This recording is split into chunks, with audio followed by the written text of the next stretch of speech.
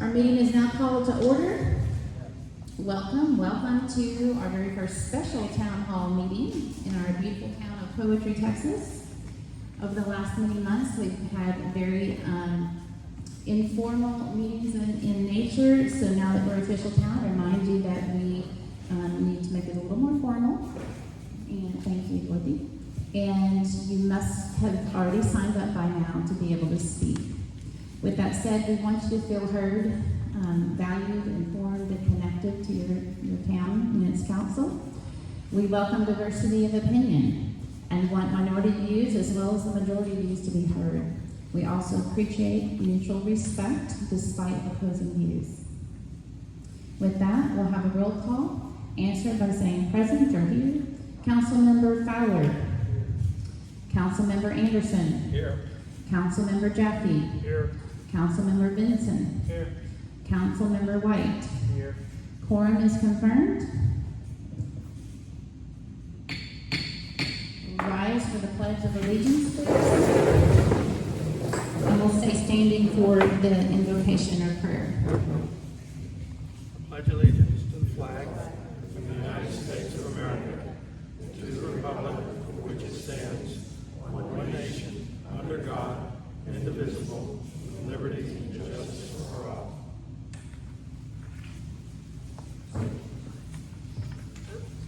Heavenly Father, we ask for your guidance in this meeting and help us engage in meaningful discussions. Allow us to grow closer as a group and help us nurture bonds for our community. Guide us in our decisions. We ask these things in your name. Amen. Amen.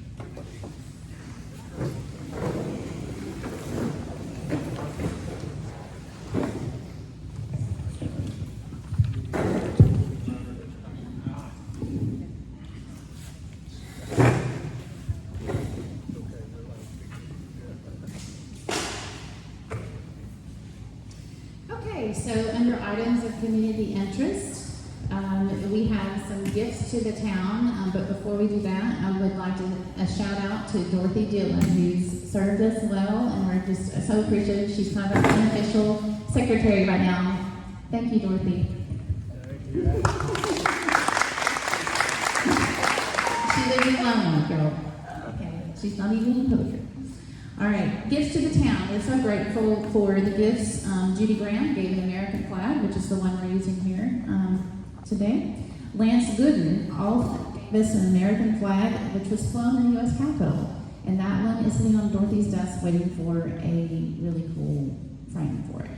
Right? All right.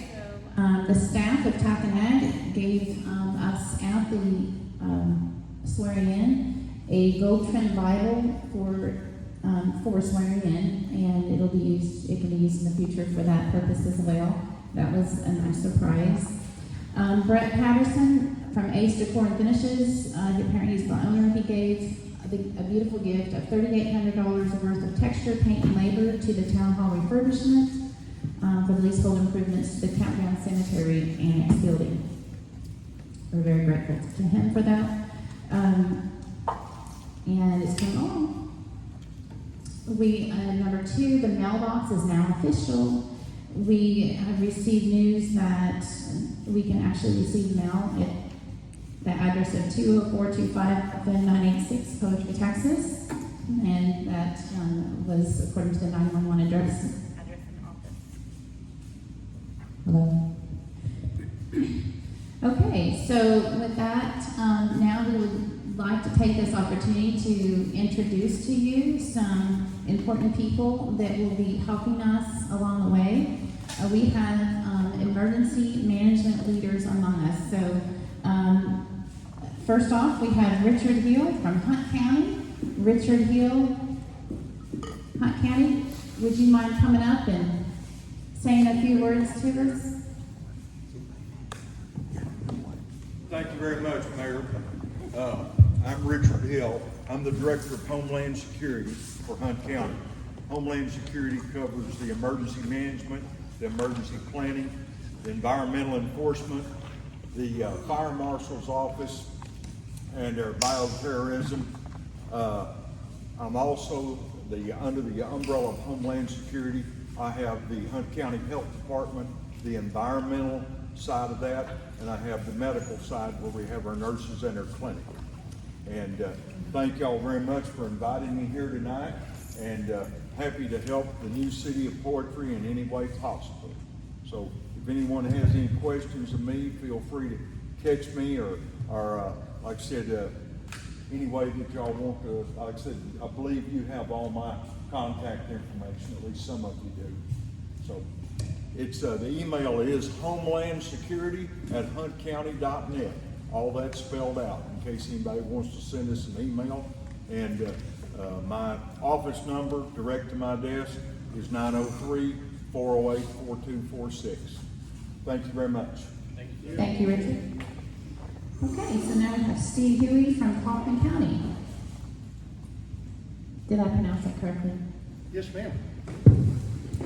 You did great. I'm Steve Huey. I am the Emergency Management Coordinator for Kaufman County, and my local title is the Director of the Office of Emergency Management, which doesn't fit on anybody's coat or anywhere else.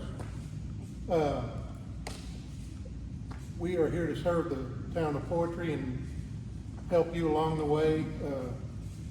I keep getting people telling me, Poetry, where is that? I said, well, it's a new town, and the state has, not had a new town, I guess, in some time, so they're amazed too that we're all here to help you all through the emergency management side. I don't get to do near as much as Richard does. I just get to do emergency management. But we are here for you to serve your people in your community and all of Kaufman County. And I know Richard and I will be working together should anything happen up here. Thank you. Okay, Terry Van Sickle. Terry Van Sickle. Okay, he's the Poetry Emergency Management Coordinator. So I had to make that decision. He's also the new fire chief from the volunteer fire department here. So, yeah. I'm Terry Van Sickle, and I'm the fire chief of Terrell Volunteer Fire Department. We provide the town of Poetry and Kaufman County side fire protection. Been in the fire service for 15 or so years now, and this mayor asked me to help out with emergency management as well. So I'm helping the town of Poetry with that in coordination with Steve and Richard both. Okay, and then the assistant is a 35-year-old medic, or 35-year practicing medic, Annette Mariano. Is that correct? Annette Majorana. I imported an Italian husband. I'm bougie like that. I'm also a military veteran. I did search and rescue and law enforcement in the Coast Guard for over 5 years. I've been a medic and a firefighter for over 30 years. My body has decided that I don't need to carry anybody on the fourth floor anymore, so I opened my own business in Rockwall. I'm also a massage therapist, and I work with doctors for pre-op and post-op, getting swelling down and things after you have operations. My ultimate goal in this position is to work with these fellas and also to come up, since I live here, I would like to make it easier. One of the big challenges for EMS in a rural setting is not being able to find you, or when we get there, we can't get in the gate. I want to find out who all these people are that maybe live alone, that if something happens, they don't have anybody to open the gate. Things like that, the little things that help us go a long way, because we're not doing you a whole heck of a lot of good if we leave our truck a half a mile on the road and have to run up to your house. Then I have to use all the oxygen at the city. My husband's a police officer, a sergeant in Dallas. We live right up the road, so feel free to contact me for anything. If you have any questions, any medical questions, my phone number is 214-809-2228. And again, my name is Annette Majorana. Thank you. Thank you, Annette. So in case of tornado or other tragedy, these would be the folks that would be in charge. So I feel like we're in competent hands. Thank you. Thank you all.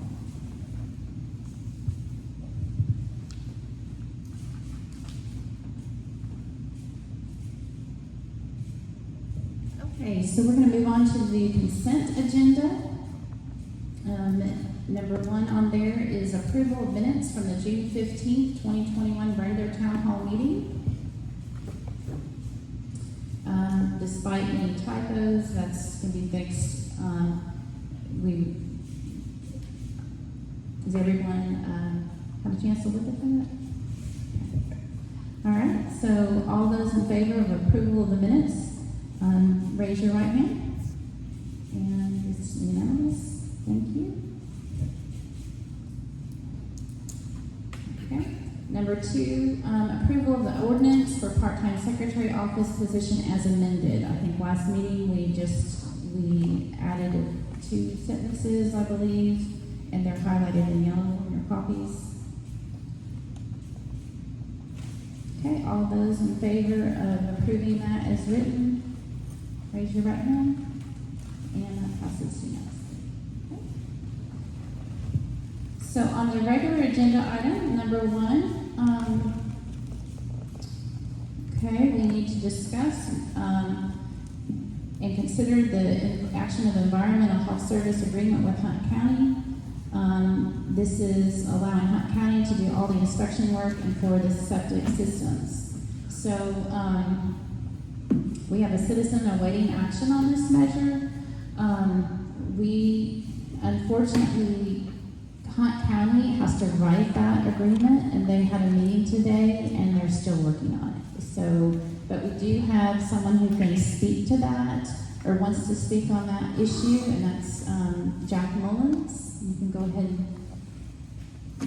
My question is, let me start by asking this question. Can you come up here, and then we can give you the mic, and that way you don't have to yell. I'm used to it on the fire first. That's okay. Some of it are hard to hear. Are the lot size restrictions in Kaufman and Hunt County different or the same? For septic? Or septic? I was told that Kaufman was 1.5 acres, Hunt was 2. We've heard various reports. Richard, can you speak to that? Richard? It's 1.5 acres in Hunt County. Okay. It's 1.5 acres, and there's also a provision to do septic systems on 1 acre under special provisions such as half of that 1 acre is surveyed off separately, and nothing permanent can ever be built on that 1 acre. But it's 1.5 acres in both Kaufman and Hunt. I can't testify on any, on Kaufman. I I can. can only testify in Hunt County. It's Because 1.5 I've got property that was platted under the 1.5 acres years ago for lots, and that was why we did 1.5 acres, because that was the Kaufman County. It is 1.5 acres in Hunt County, and as I said, under special provisions, it can be 1 acre. We're cool. All I need. Okay, do we have any discussion on that from the council? So are we suggesting that Hunt will take care of Kaufman County as well? No, Okay. no. So in researching this, I have some data on my phone. So,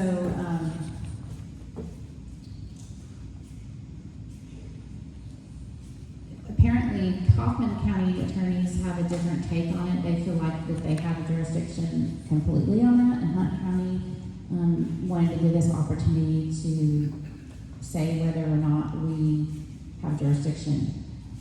With that said, the attorney, Daniel Ray, contacted me and said that most of the towns around here allow the county to take care of the septic inspections.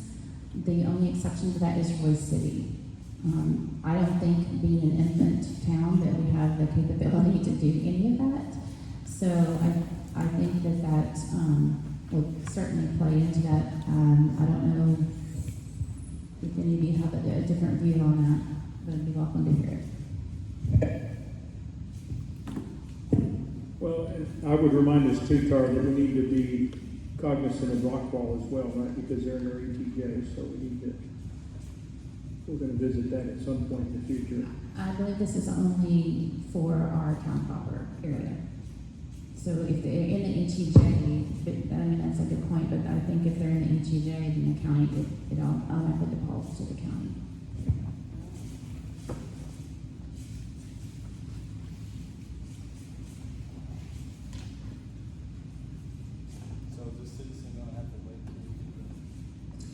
Well, I think that we need to possibly decide as a council if we're willing to take the agreement that Hunt County comes up with for us.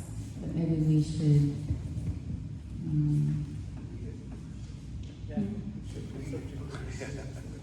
yeah, I mean, I haven't received anything from them. They were I had a fellow, Jody Vickers, who is a septic installer.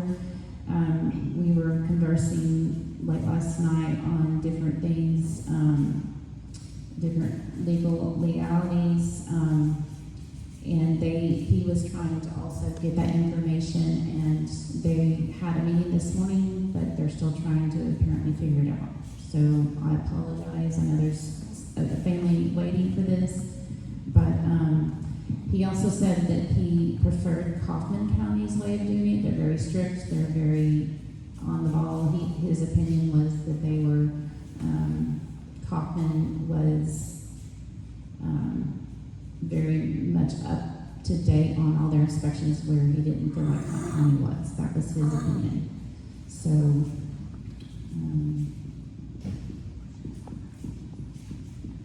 I thought that he was going to maybe be able to be here, but he had staff shortages and he wasn't able to be here.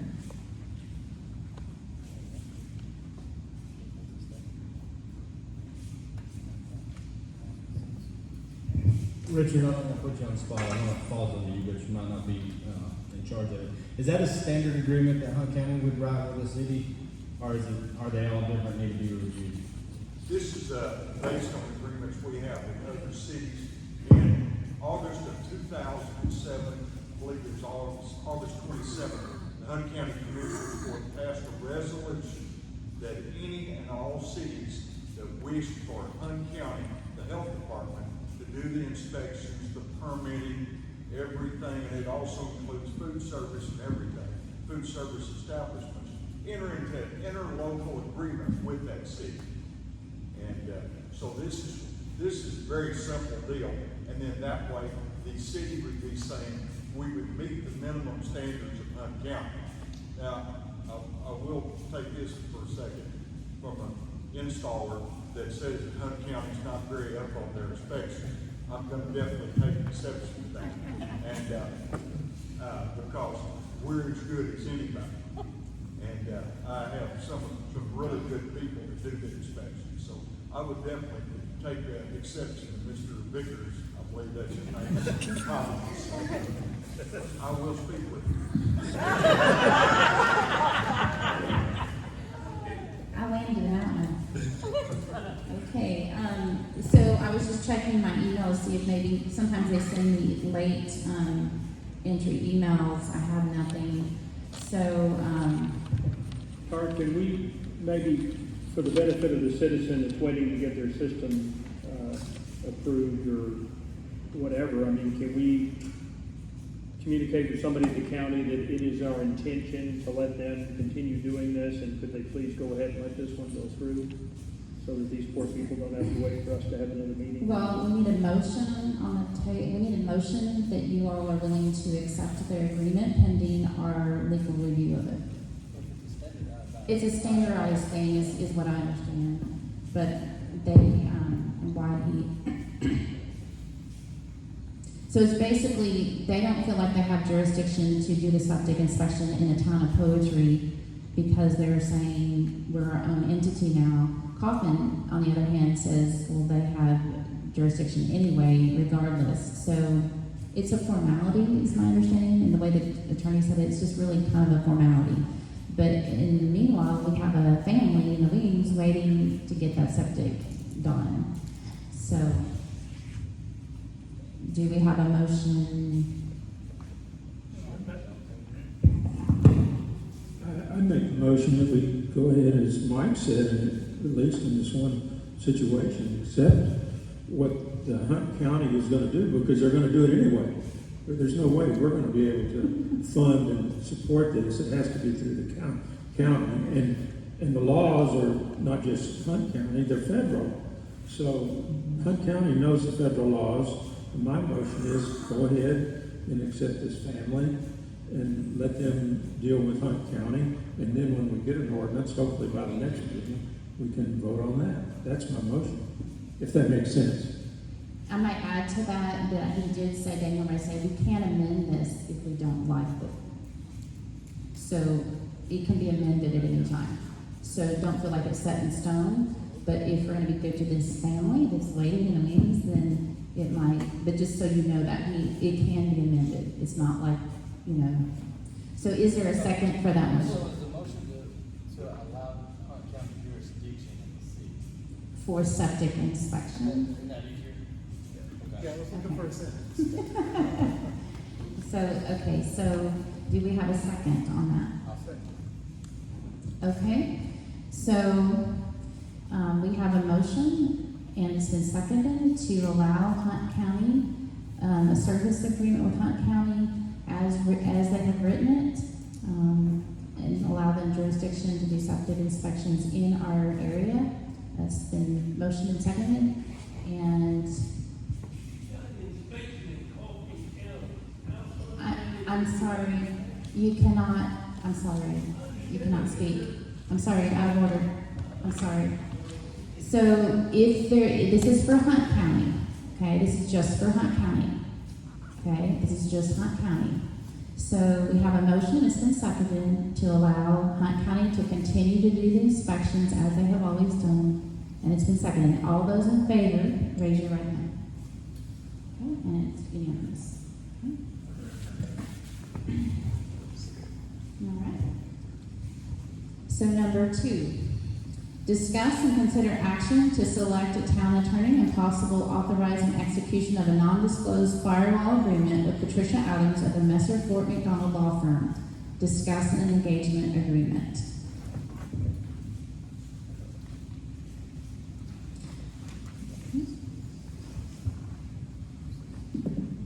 There are no citizen comments. Dorothy, is that Yeah. correct? I guess I guess I'd raise the question that, so on the second page, provided recipient implements firewall procedures to restrict the flow of information, is that going to be provided? That is in addition to the non-disclosure agreement that we were given. I'm not sure I'm following. Well, a firewall agreement typically, I'm sorry, It's blank. HR, it was me, I'll pass on, you guys go ahead. It was you? Yeah, it's okay. Well, you can speak. It's all right. Okay, so, I'm sorry, I'm trying to follow what you're saying. Yeah. So here's the. well, this is a non-disclosure agreement, which And is it's fine a with me. firewall.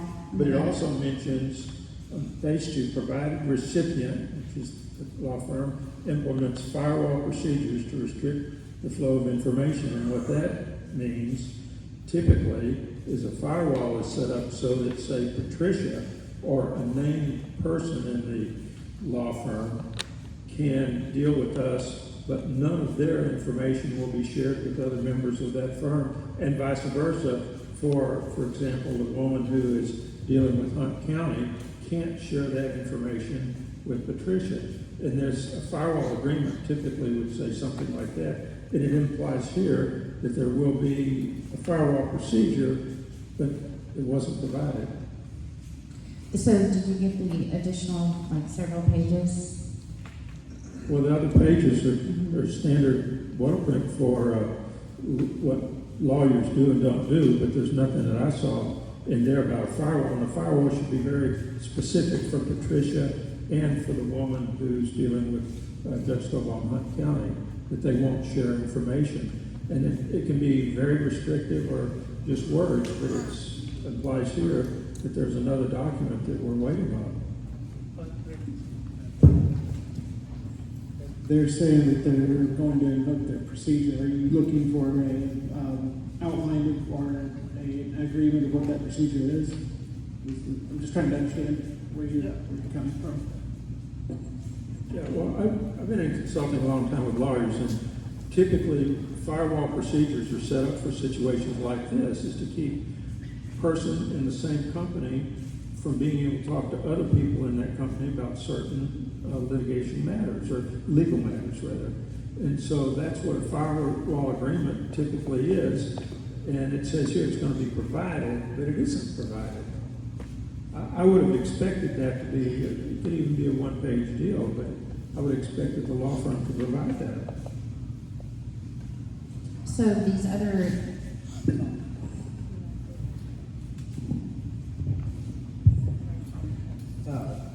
Just so everybody knows, the reason that the firewall even came up was a citizen had found that the firm that we didn't vote in last week had a retainer with Hunt County, which is a direct conflict. So we punted him back up. So for all those that thought we should have moved forward, well, due diligence paid its course and we found a retainer. So not that this firewall could allow them to continue to work for the city if they're voted in, but the firewall means that they won't be able to talk to the other attorneys that are dealing with Hunt County in case we do have to go into some kind of litigation if the road deals go bad or whatever. So that's the point of this firewall. It's not a typical agreement between a city and an attorney to have a firewall agreement. So that's what this is all about. so I will speak a little bit to that. So Daniel Ray, the attorney that works for Greenville, also is contracted with Hunt County. So he said that the reason that they had that contract was merely for human resources only. It was a totally different attorney. She was only hired for human resource type of law, legal matters. Patricia was never even mentioned. She was not any part of that. She didn't even know it existed. So they hired her, they hired the firm, and it was one of the attorneys that I hadn't it wasn't even on the major list. It was someone who specializes in human resources type of legal matters. And Daniel said he didn't see a problem at all. Of course, he works with Greenville and Hunt County. And he did say that in government issues, a lot of times there is some crossing over. That's his take on it.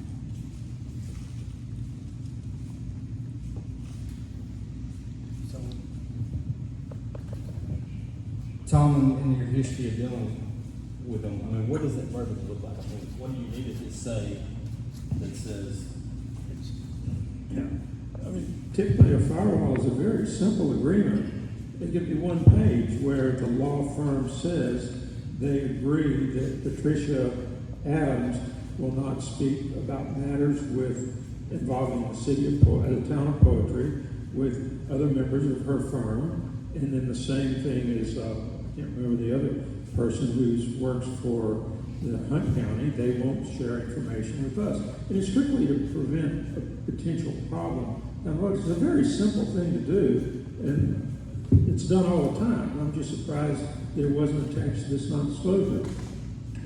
So if I might, I think let's go ahead and read this, because I think it's important that we all are on the same page on this so that we can hear what is actually written, okay? So on the top it says non-disclosure agreement. The City of Poetry and or its agents, representatives, and affiliates Poetry has furnished and or is furnishing Messer Fort McDonald PLLC recipients certain oral and written information and may furnish additional information in the future that is considered by Poetry to be confidential in scope and nature, quote, information. Such information will be furnished in connection with the recipient's legal representation of Poetry. By executing this agreement, recipient agrees to keep confidential any and all information given or disclosed to it by Poetry in accordance with the professional rules of conduct of the State Bar of Texas and the State Bar of Texas and the State Bar of Texas Lawyers Creed, a copy of which is attached. So that's another form-page document that is saying in here that they are attaching. That's my understanding. Information shall not include information which is generally available to the public other than as a result by recipient or recipient's directors, officers, agents, principal attorney, or representatives was lawfully in recipient's possession prior to any disclosure by Poetry to recipient, or was provided to recipient by source other than Poetry. Further, recipient affirms and acknowledges that any information it has received and will receive from Poetry before or after the date of execution of this agreement is confidential. Recipient agrees that it will not use nor will it permit to be used the information for purpose other than for its legal representation of Poetry or for such purposes as may be mutually agreed upon in writing between recipient and Poetry. Recipient agrees it will not disclose, divulge, provide, or make accessible confidential legal matters, nor will it transmit or otherwise disclose any of information to any person or party without Poetry's written consent, except only to the extent necessary to persons who need to know such information for legal purposes within the scope of this agreement or as required by law, statute, rule, regulation, or judicial process, and only to fulfill the objectives and best interest of Poetry. It is agreed that prior to any information being transmitted, conveyed, or otherwise disclosed to any person or party, recipient will inform said person or party of the confidential nature of such information and will direct said person or party to treat such information as confidential and, if requested in writing by Poetry, to direct them to first execute and deliver in the form of this agreement an acknowledgement of the confidentiality of the information. Recipient agrees further that without the prior written consent of Poetry, it will not disclose or permit any of its officers, directors, employees, agents, or representatives to disclose or permit to be disclosed to any person or party except as allowed pursuant to the terms and conditions herein set forth. It is agreed that recipients shall return promptly all original and duplicate copies of said information without retaining any copies should Poetry so request in writing unless otherwise required by law. This agreement shall be governed and construed in accordance with the laws of the state of Texas. Nothing herein shall be deemed to prevent recipient from engaging in its ordinary course of legal representation, provided recipient implements firewall procedures to restrict the flow of information. By providing this document to recipient, Poetry acknowledges that recipient receipt and evaluation of the information shall not be deemed a commitment by recipient to consummate a proposed transaction. So, does the council member have any questions on that? So, with this, we have, it's basically saying we've got numerous pages of conduct and creed that's attached to this. So here's a lawyer who has pro bono given us close to $3,000 worth of free legal assistance. If she was going to try and do us in, she would not be doing that. That's just my take on it. Yeah, I think this is less to do with the past and more to do with the future. I definitely agree where Tom is coming from. It would be nice to see a documentation of the procedures that that they will implement, but I don't think that should stop us from moving forward.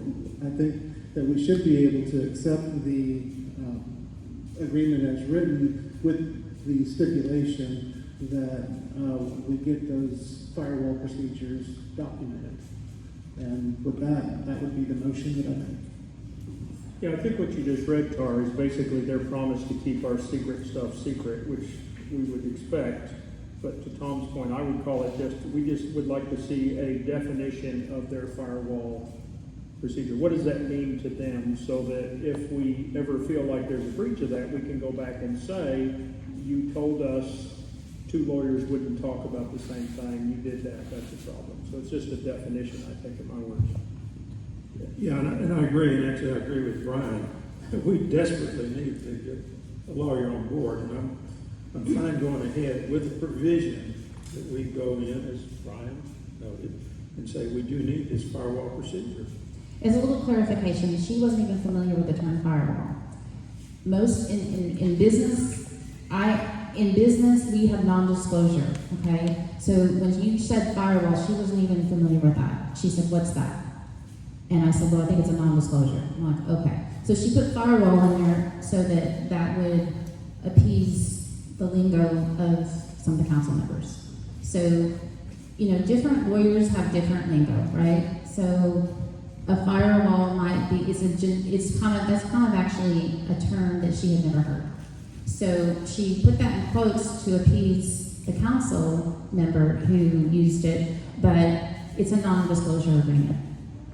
That's what it is. If I may, a non-disclosure is usually between two entities, and the firewall agreement is to stop the internal communication within the law firm. So that would be the distinction, but yeah, it would be non-disclosure internal to their firm. But again, I have moved that we accept this with the stipulation that we get their procedures in writing.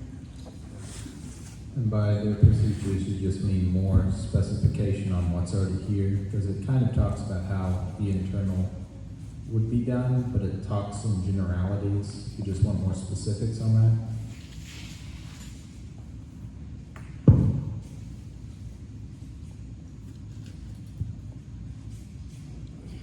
I guess, Terry, you did a lot of research on this. Do you have any other concerns or things that you've discovered maybe you want to share with us about other law firms or this law firm?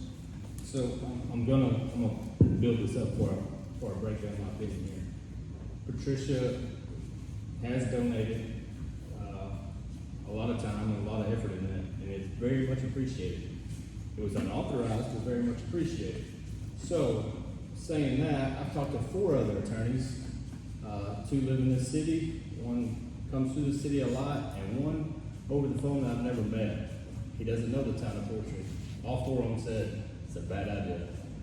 So, that being said, I've talked to 2 other law firms that do municipal law.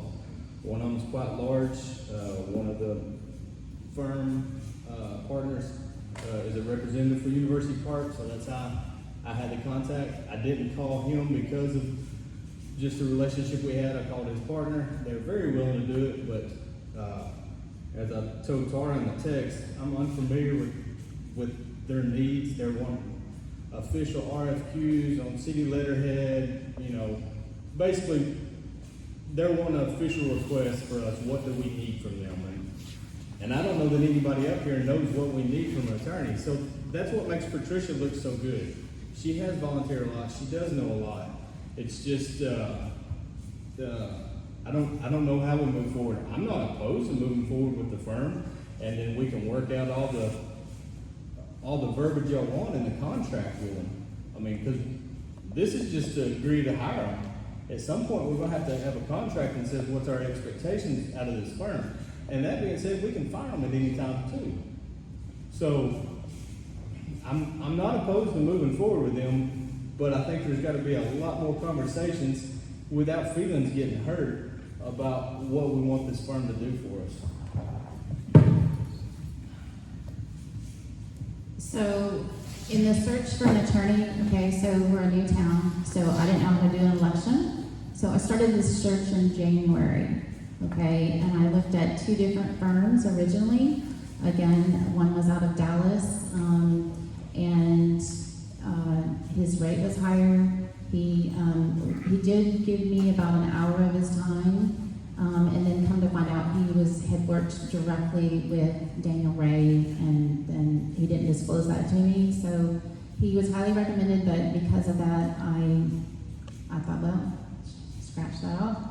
So then there was another firm that was recommended, and again, I've been calling all the small towns, the larger towns, asking for opinions on the attorneys, municipal attorneys. And so, we had to do an election. So we had to do it legally. And so when I talked with this other Bergwas out of Austin, he wasn't willing to help at all, okay? So when I talked to Double Horn, Texas, the new mayor there, they're newly incorporated in 2018, Patty Akers is their attorney. She works with this firm, and she highly recommended the Messer Fort McDonald firm. She said yes. And then also the other, this kind of repeated last time, but they highly recommended this firm, and they said you'll be in good hands. You'll be in good hands. I've heard that over and over, and I hope, that you've done your due diligence and contacted some of the other towns. It's on their resume. Does anyone have a reference from the firm? Have you looked that up? Because we've had this now for weeks. So, and that would be good. But there is a motion on the table. So, with that said, is there a second? Second. Okay. So, I think, What's the motion? so Brian, you made the motion, I believe? Yes, to accept it with the stipulation that we get. Okay, so this is the non-disclosure / firewall. Now, we would have to do an engagement agreement as well. So this is just the first step. And so the council members want to feel good that they can be confident that none of our information is going to be released. And so the motion has been made and seconded that we accept Patricia Adams, attorney, with the non-disclosure agreement with a few modifications. Is that the motion? With the stipulation. With- we understand the procedure. With the stipulation that we understand the procedure. Okay. Well, I think you said stipulation, she provides procedure. With the stipulation that the procedure is provided to us Okay. in writing. Okay, okay. So all those in favor of the motion that's been seconded, raise your hand. Okay, it's unanimous. Okay.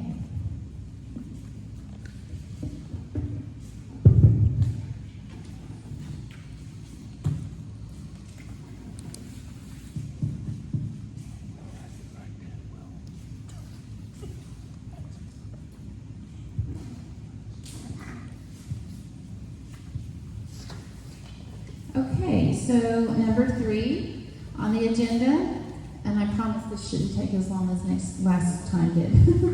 Number 3, discuss and consider volunteers who want to be on the Citizens Committee for solid waste vendors.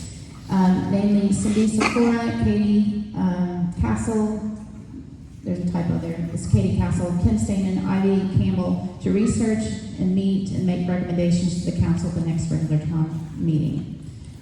These were people who signed up after solicitation on the Nextdoor app. I'd also done a solicitation on, I think, Facebook. And we also, at the last meeting, asked folks to stand up. But that meeting, there was no one, so we tabled it. But since then, we've had these 4 who are willing to take that on. So to that, we've got 2 people who want to speak. Number 1, Herbert Fletcher. Are you here? Okay. I got here just in time. You did.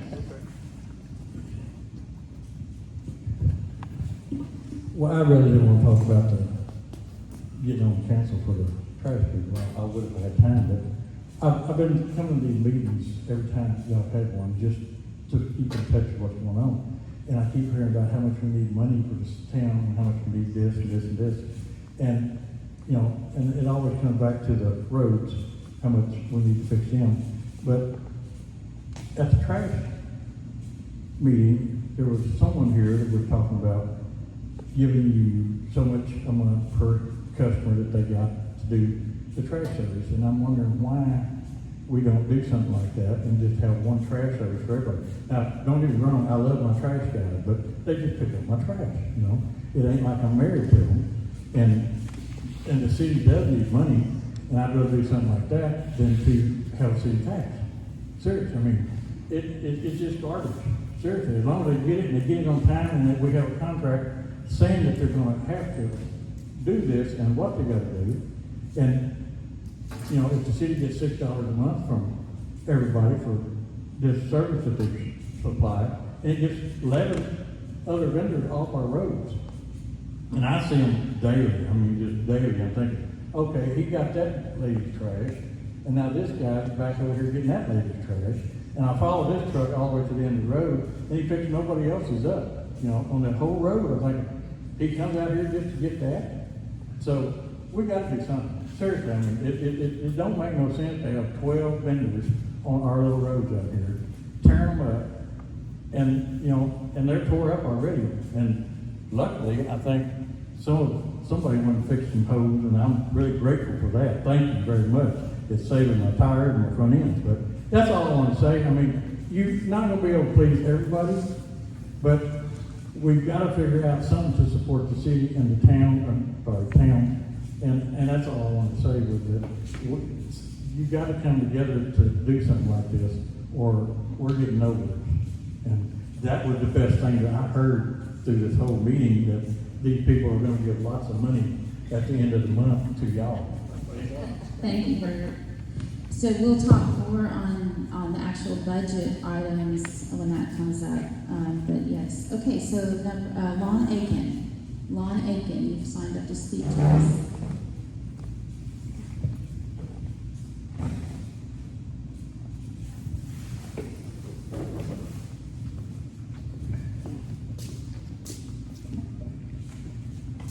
Well, I'm gonna be on the opposite side of the last person. What we're fixing to do out here now is we're gonna put some trash people out of business. Because I heard one of the trash people that was talking at the meeting that they had when they presented their plan. And one of them had just ordered a brand new trash truck.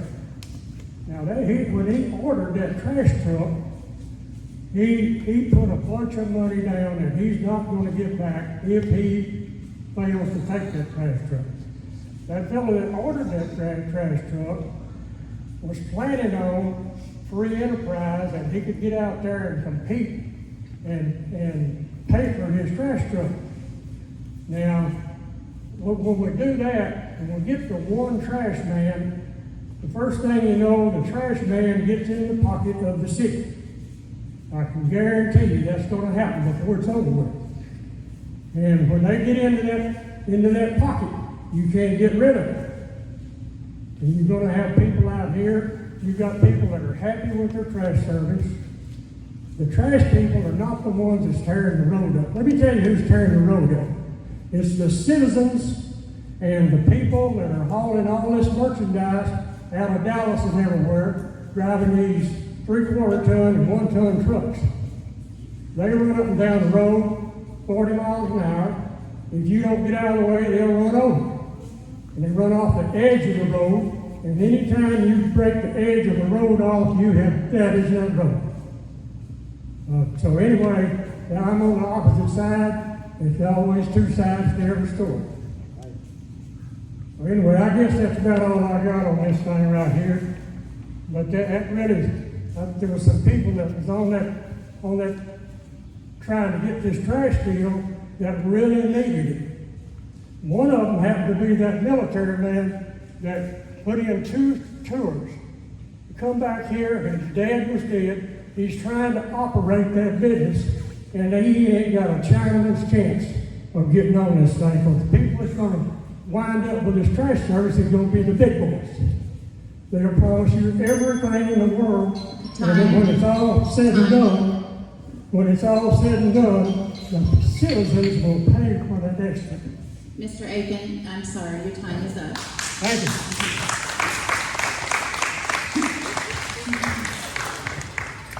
Okay, is there any discussion from the council on that? Well, it's actually, it'll come up later under budget. The solid waste, we're actually trying to discuss about the citizen committee. It is part of the discussion, actually. The solid waste vendors committee, the citizens committee is really what's on here. The committee, I think, is charged with looking at how do we as a town of Hart evaluate what is the impact to those businesses. As a small business owner myself, I understand we don't want to negatively impact small businesses, right? So, but Mr. Reed, I think, is what he was talking about on the veteran. He presented an offer that was very enticing. He was willing to also negotiate a franchise fees for the town. So I don't think that to say he would be automatically excluded is correct. So, you know, several of them had really nice things to offer, and that's why we're throwing it back to a citizens committee to really evaluate that. So how do we, as a town with a heart, we don't want to put someone out of business. Now we have to evaluate how much what percentage of their business is actually in this area. So from what I can ascertain, it wasn't 100% of their business at all. So, but that's something the Citizens Committee, but we're gonna vote to hopefully accept this committee, and then the committee can come back and bring their findings to another meeting here and discuss that with you all. As a point of clarity, are these the only members who will ever be able to be on the committee? Well, that would have to be closed now because we're voting, we have to vote on it officially. And so, I mean, and hopefully they'll come up with their findings quickly, but that has to be officially voted in is what I was told. So just as a point of clarification, Tara, who's going to be the member of the council that supervises this? Are you going to be in charge of these guys or gals? Well, I mean, I know they're going to need some guidance. I'm willing to do guidance work just basic parameters of things and let them, they already have been very proactive. They've already looked at the agenda from the meeting that we had, the workshop meeting. They've already listened to the video. 3 out of 4 have already listened to all the meetings that they had. So they're very willing to put in the effort, and that's encouraging. So, is there a council member who would like to, I'm willing to meet with them and kind of give them a little structure, and that's fine.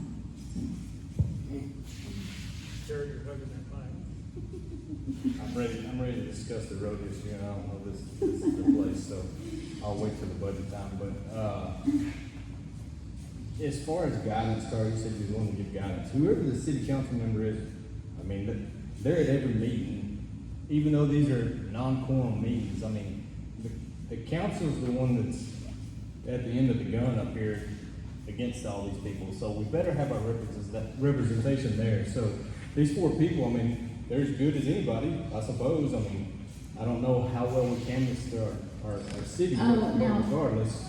To that point, I didn't say, and I apologize, I did make the requirement that they could not have family by kin or by marriage to a waste disposal company in the state of Texas, and I'm going to be making an affidavit that they would have to sign and get notarized to that effect, and they can also not work for such company in the state of Texas, so that we know that they're not, just. If this is the subcommittee that we discussed in our last meeting, of course, Mr. Tom Anderson was voted in on that as well, but I noticed that it has and mentions 2 volunteers here, and as far as I know, it doesn't say 2 or more, so we need to make an amendment. It's different than the subcommittee.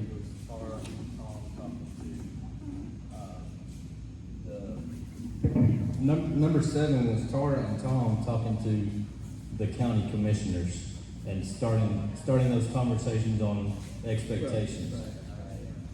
Well, back to the trash thing, just a point of clarification, Tara. So whatever they come up with, we have to approve. It's not like they can go straight to an ordinance. So we appreciate their hard work gathering the information. I just think it's a good idea to have somebody on the council as sort of their helper, right? And in this case, I think you've started it, so it probably makes sense for you to continue in that role to feed them information if they happen to be missing something. But they can't come up with an agreement that goes into effect without it going through this council. So hopefully we'll be supportive of what they come up with, but we will have to vote on it. Yes, this should be exploratory. There should be no agendas. Any of this is exploratory. What's best for the town? So if I get a committee that comes back with an obvious agenda, I'm going to get a no vote because I don't think that everybody was represented. This is exploratory committees. I do think we should have a member of the council on the subcommittee. Terry was right. It isn't part of what I thought it was with the interlocal agreement for road maintenance. I just thought it was because we've made subcommittees the same way with so many of our other things. I think it'd be wise to put another council member in there. I mean, 5 heads are better than 4, and I think get more people involved. So Do we have a volunteer council member?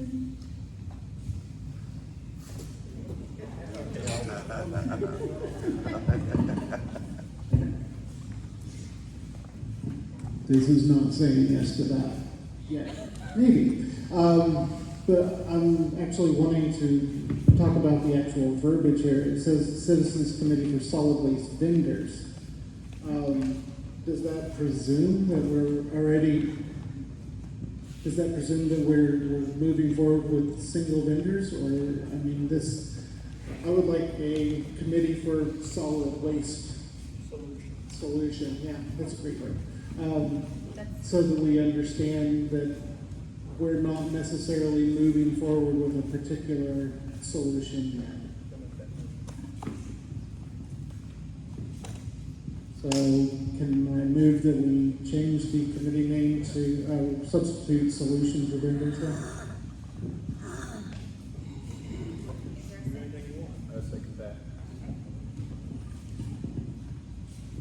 Okay, there's a motion, and it's been seconded to have a citizens committee for solid waste solutions, instead of vendors, and that is,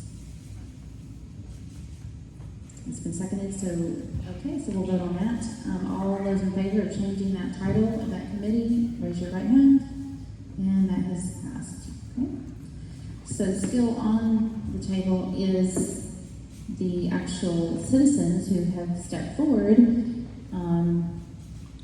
and I think I should have probably put in here that we will have a signed affidavit, as I stated earlier. So just so that you know that is. Do we have a motion for that? Maybe. I make a motion that we accept the list of volunteers as they are in the agenda to be on that committee, with you also as the member of the council. And is that with signed affidavit? Okay. Okay. Is that second? Yeah, I'll second it. Okay.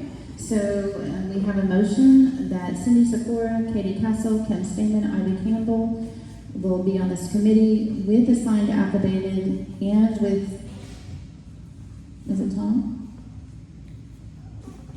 Or Brian? Brian's going to take it.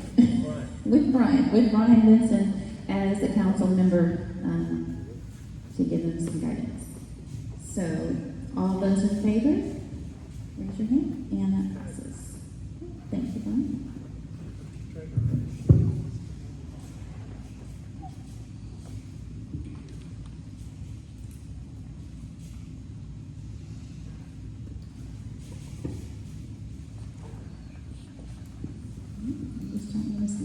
Okay, so number 4, we have Councilmember Fowler to report findings from the Kaufman County as reported from Sheriff Beaver, and we'll discuss and consider. So I volunteered to discuss with our sheriffs, being we're in 2 counties, what their protection looks like. Because it was not purposely, but maybe misconstrued last week at our last meeting that we don't have police service in this town because we're a city now.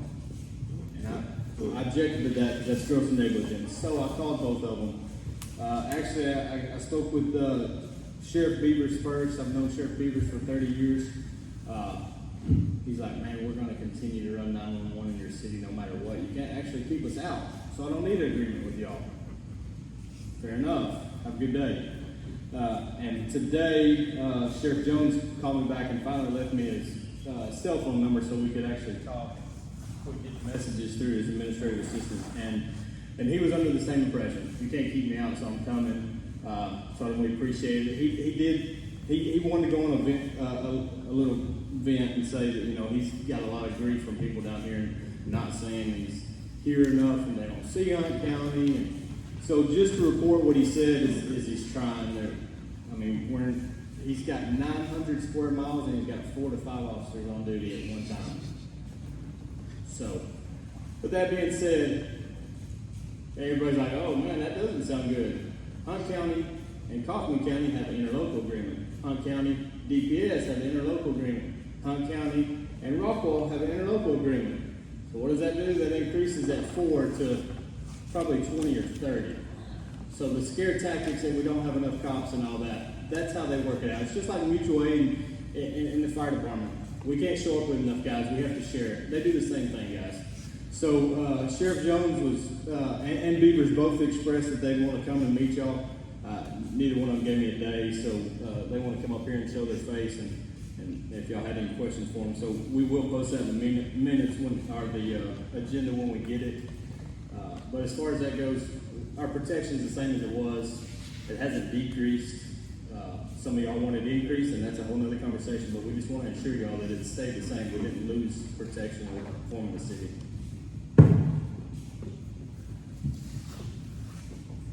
Thank you.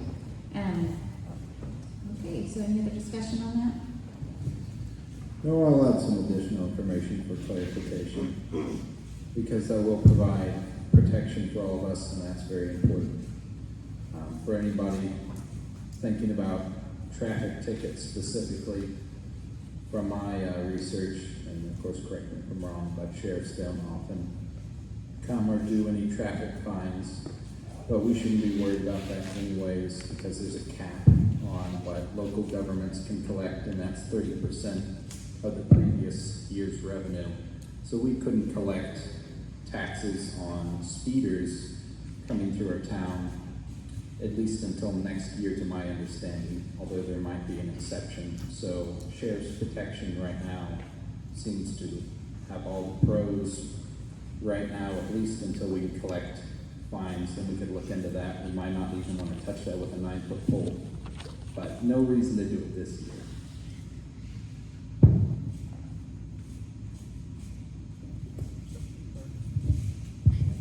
So, Terry, I heard your opening comment on Sheriff Beaver that nothing was required, and I guess I got a little lost in the points you were making. Is there a reason to do an agreement, or so there's no benefit based on the conversation you've had so far to doing any agreements? Zero. Just leave it alone. He says he has none in any city in Kaufman County. Okay. That's all the- So until we form a police department, we probably don't need to bother. That's probably your. So we've had numerous requests, well, that's a whole nother topic that may come up in the budget, but we've had numerous requests for an increased presence, and then is that your understanding it would require an interlocal agreement then, like a contract with sheriff's deputy? So if we wanted an increased presence in our area, say 1 or 2 days a week, I think that could be done by influence. without costing us. Yeah, I mean. Get the mic. So she's asked me if we could increase by paying more. I don't know, I'm not gonna answer that. It's possible, but I know they have budgets, and any donation made to Kaufman County or Hunt County would go into the general fund. It wouldn't go straight to the sheriff's department. So I think the best way to do that's influence. Another friend of mine recently got Kaufman County Constable. I know y'all see them parked in front of PCCS in the morning, and that's just something that the constable's office has kind of always wanted to do to help Dr. Horan and the speeders up there. But with that connection, he has other constables in his office that are friends, and I frequently ask him, "Hey man, can you cruise around some?" And I don't know, maybe y'all see it more on Kaufman County. I'm not as familiar with the guys on the Hunt County side, but I think some informal conversations with those guys, and when Sheriff Jones comes here and he hears the needs of the people, hey, we'd like to see y'all more, because I personally don't see Hunt County either.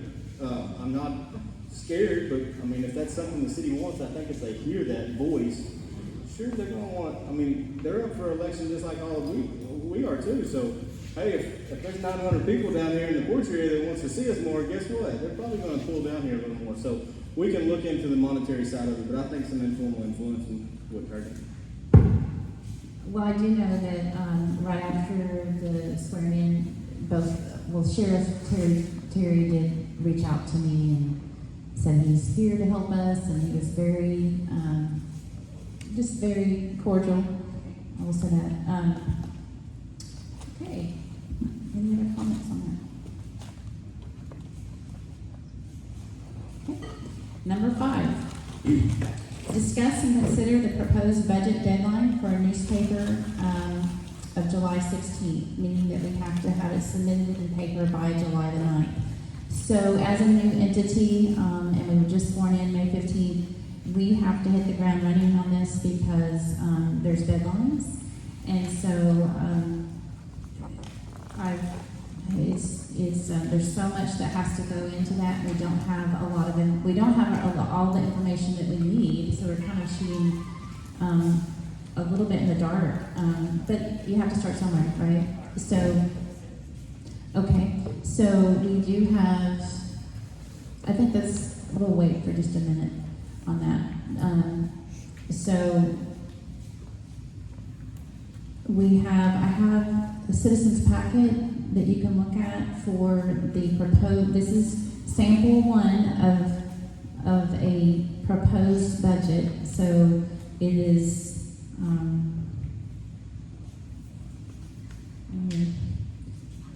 there's an orange folder up there. If you would like to look at that, you can pass that around if you'd like to.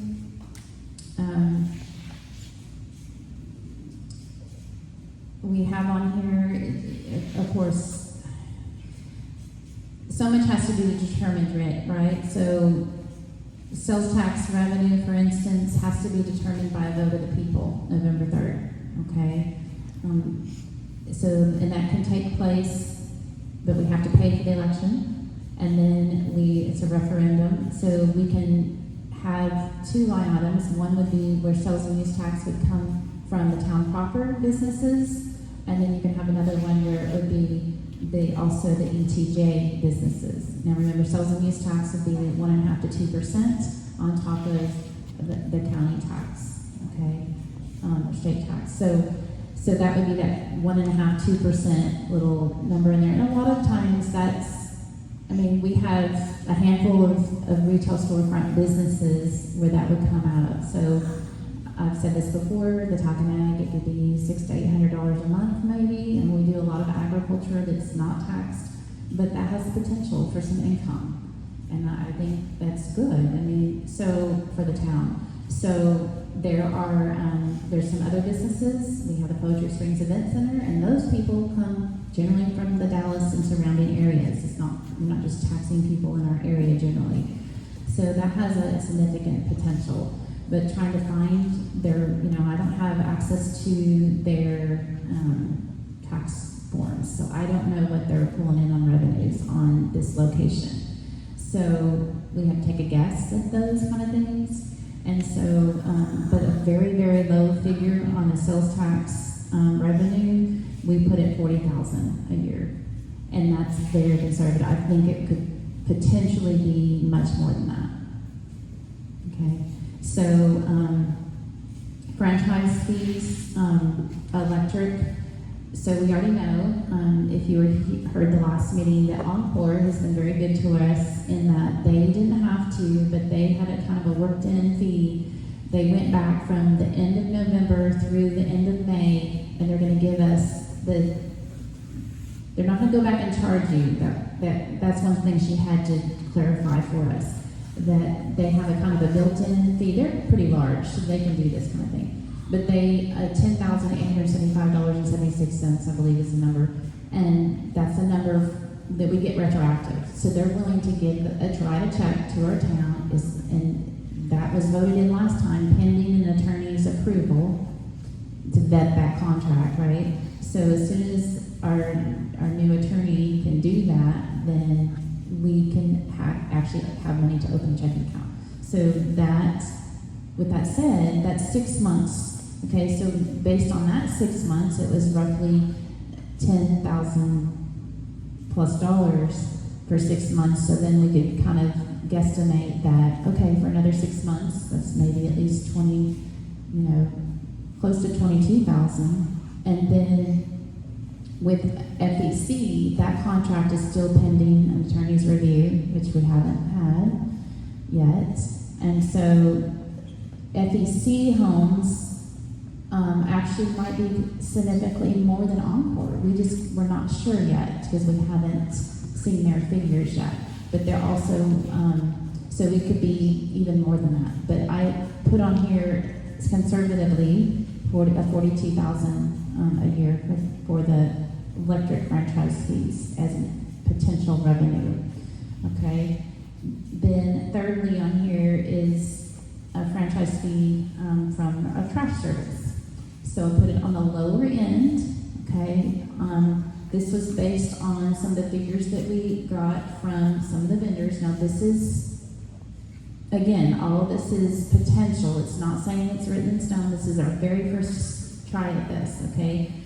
So the lowest end, and this is, I think it was one of the figures that one of the companies gave us was if you have 325 homes, 50% participation from this one vendor. Now remember, we have close to 700 homes, so if they just were given 325 of those homes, then that would be $17,550 in income. Okay, so that's the lowest figure. It goes all the way up to 50,000. I think Mr. Fletcher talked about earlier. It goes up to 50,700, and that would be with a $20 trash rate, and then they would be giving up to $6.50 in fees for the town that would go toward the town's coffers to help with the roads. So the lower end, it would only be $4.50. Okay, so on that, with those three numbers alone, that revenue would be $99,500 per year, and that's for this 21. Our fiscal year is October 1st to September 30th. So that would October to September 21 to 22. Okay, so that's and that doesn't include, we have a line here that property tax revenue to be determined. You know, a lot of us cringe on that. So and that's zero. I didn't put anything on that. Okay, so without that, and then we have license and improvements. Some towns do that. Donations, fundraising, grants. I put zero on that. Some towns get that. I didn't put any of that. Miscellaneous revenues, that's blank. So the only three that I actually put a number is the ones that were fairly certain. Now the trash one, that was the lowest number again. Okay, that was if 50% participation, according to that one company. And I'm not saying that we have to go with that. I'm just saying that's a potential. So that's $99,500. Is there any discussion on the revenue side of things? Yes. I promise I'm gonna circle back to this. Sir, what's your name? Herbert? Herbert. Thank you for commenting. I do appreciate it. I seen you looking at me, and I'm okay with that because that means we're having a conversation, right? And I also appreciate Lon's comments. But here's what I'm gonna pose the question to: are we looking to save our roads? Or are we looking to gain franchises? Because I'm hearing both arguments up here, right?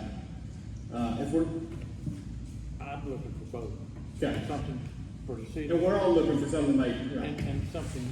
So here's my argument. If we're looking for money, why are we looking for exclusivity? There's other ways to skin this cat, right? There's other ways to draw revenue in. And it can be done with solid waste.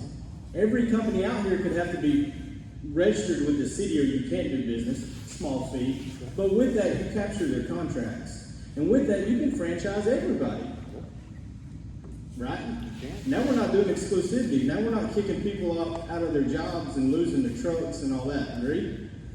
So I'm not arguing with you. I'm just saying there's other ways to do this. As far as the road argument that comes up in some people's conversations and not others, these roads are a problem, and I'm not going to say it's not the trash trucks, but I bet everybody out here, I bet half of y'all got Amazon delivery today. FedEx, DHL, UPS. Those trucks weigh 26,000 pounds. They're a class 3 or class 4 truck, empty. Before they pull out of Mesquite, Texas, they're almost a CDL truck. Those things are going to increase out here just because we live busy lifestyles, right? We're going to continue to get those deliveries. Point number 2 on the roads is we didn't encompass every road out here. So that company is going to drive right by your house to service that same customer that he's had down the road, exclusive or not. So you can have this exclusivity and keep them on our roads, but those other 12 vendors, which I did some research, and I've got 7 in the city that wind through here, but they're still going to continue to service their customers, and they're going to continue to use our roads, and we can't keep them off of it. So I thank you for your point, but I think you helped me make my point that we don't have to kick everybody out of town to get the same amount of money. No, we don't. Yeah, and I think that probably appeals to you too, Mr. Aiken, because we're not squashing business. And there's free choice. I'm a small business and I know what the big businesses do. Absolutely. So I think us talking can make this better. Talking about, but I was just saying that, do we need 12 vendors out here? But like you said, they're gonna come through here anyway. They're gonna come through here and use the road. So if we're arguing roads, well, maybe we do limit it. But If we're if arguing money, we they're gonna can't. do our services out here, then the city should be getting something for their services. So that being said, the franchise fee actually, if we're after money, could be extremely high. I think it is conservative. And I appreciate you putting this together, Tar.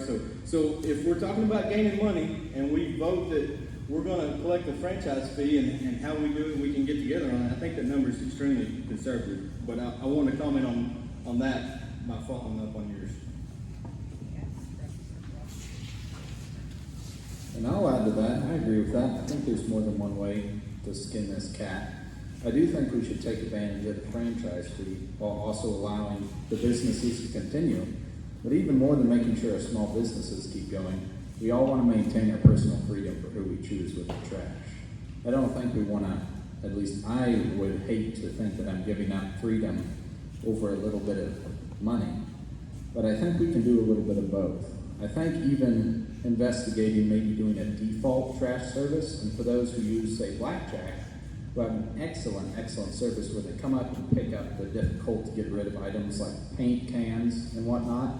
A lot of us use Blackjack and they're great. And for the people that keep using that and want to keep using that service, then they just send in a request to the city and get off the default list. We could even do something like that. And I think that most people would be fine with switching. It's going to be cheaper than whatever we're using. It's going to be very comparable, I'm sure. A lot of those services were cheaper and better than anything I've seen around here. And for the people that have businesses or want to get rid of odds and ends, then we could make exceptions for them.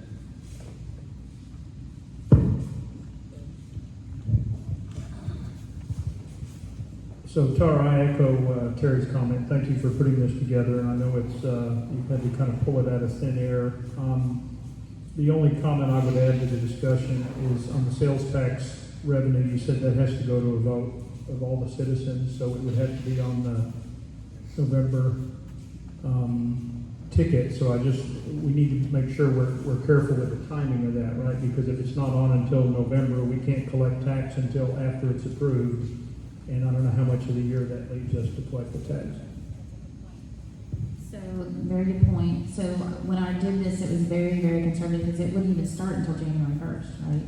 So, 40,000 was just two businesses.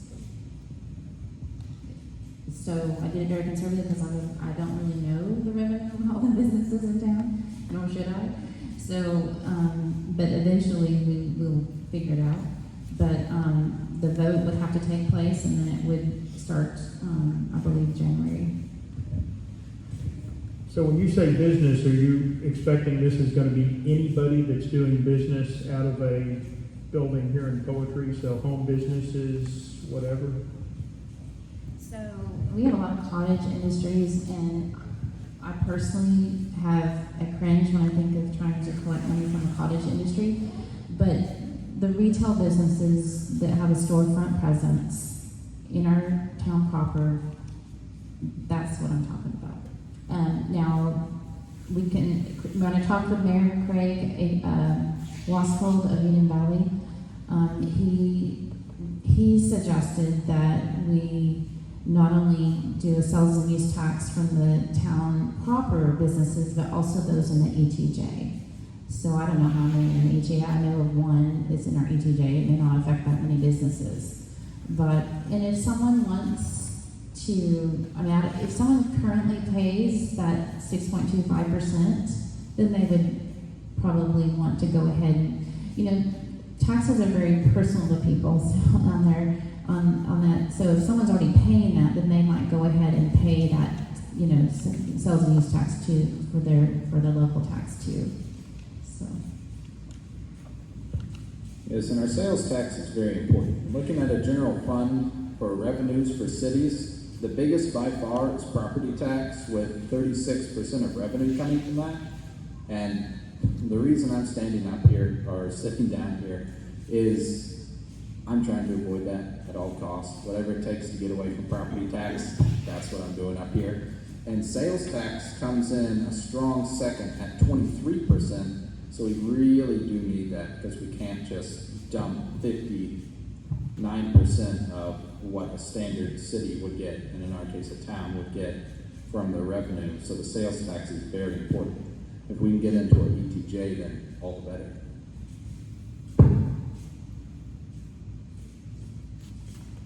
Sorry, have you heard back on the appraised assessed values for the city?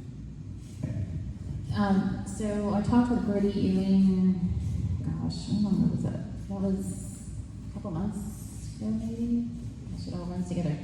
On the estimate, I was asking him, what is the estimated value for the properties in Hunt County? He said, do you realize we're up to our eyeballs right now with all of the people, protesting their property tax? I'm like, yes, I understand. So he said that, I said, tell you what, can you just give me the estimate on the property alone without the house? He goes, oh, okay, we'll do that. So he sent me back a spreadsheet fairly quickly that showed, now again, that's without the agricultural deductions, but it was $30 million for the Hunt County properties, not the houses, just the properties. Now, we have a lot of folks who have agriculture properties, so that's kind of a pie in the sky number. But they are required, and I've officially requested those values from both the counties, GIS appraisal, and they are required to submit those to us by July 25th. But here it's not July yet, so it's kind of hard to even know where we are on that. Again, I'm concerned that we're looking for the property values, and those property values are based on lot numbers. The county has their plat numbers. We only go 300 feet in, so it takes 175 feet, I think is what I did with the calculator one day, of road front in order to equal an acre. So that means of my almost 11 acres, there's just barely 3 that are in the town. So that 30 million, I think, can pull way back real quick. So, like Simeon, I'm up here trying to keep any property tax out, and I'm just not sure that it would even be worth our effort. But we'll get to that at some other point, I'm sure. I agree with you. What I want to say, and the reason I've asked Tara for that number, and she'd already asked for it, is I want to know what our assessed value is. We have to be educated before we can make decisions. And if a 0.1% of a penny generates $100,000 for the city, and it costs the average homeowner $20 because we're at 0.1 of a penny, that's an easier conversation to have. So first we have to be educated and get those numbers. Not that I'm pushing that way either. But to your point, as far as the acreage, you're right, and I like that. But why do we go back 311 feet? And in some instances, 511 feet to get the house. The house isn't under ag. That's your value. So I think the $30 million is probably going to be a wash, because the house a lot of times on these smaller farm ranchettes is going to outvalue the land. So if they had a deduction on their land, their house is going to bring that value up. Yeah, and I would double what you said there, Terry. I think having the information is something that we need. We don't need to take any action on it, but we need to at least know who lives in the city limits, how much property value, structure value, ag exempt, etc., and we can act or not act on it. That's somewhere in the future, but let's have the data available. Okay, so to remind you, we avoided the tax of Terrell, which is 0.76 per $100 valuation. So that was, I think we were having a discussion earlier as to what the average home costs these days, and so it's gone up. So the old figures of 0.76, we were saying it was $2,270 dollars a year extra that Terrell would be taking on a $250,000 home. Well, most of our homes are worth a lot more than $250,000 these days. So just, you could double that probably on a lot of these homes. So it's $300 to $400, you know, so $3,000 to $4,000 per year extra that Terrell was wanting to charge the southern portion of this town. And then Royce City's value is 0.62, so it's not a whole lot less. It is somewhat less, so you've gone 0.76 from Terrell to 0.6215 for Royce City. So you can do the math on that. I think those are fairly high for a city tax. So I know that we missed that. I'm very glad that our citizens are not going to have to endure that. That is combined with their county tax. That's their total tax. That's gonna be the school district tax. It's still a lot, but it's combined. I just looked that up. Yeah. So if Terrell's 0.76 and Royce City's 0.62, then, yeah, okay. So with that said, I mean, no one likes property tax, right? But it's just a hard subject. It's just a hard subject. So, any more revenue talk? Because I'm going to go through expense talk here. I don't know how much flexibility or how much it matters, but I do expect there to be at least some franchise fee from our telecommunication services out here. And it's not going to be a huge revenue source. It might only be, a quarter of what our electric franchise fee is. They're still getting an estimate together, but it's probably notable. And how much flexibility do we have to just add things in later on? I see this is budget sample number 1, and I know we have some, but for bigger revenue sources like that. So we will know more once we have an attorney who can look over both the franchise contracts. So, right now, all we have is the Encore and the FEC contracts that have yet to be vetted by the attorney. So once those are vetted, then we'll know more. We'll have some hard figures, and that's pretty exciting to me that, and they actually, Encore actually, I didn't put this in here, but they actually have another little tidbit of I didn't understand their term, but they have another little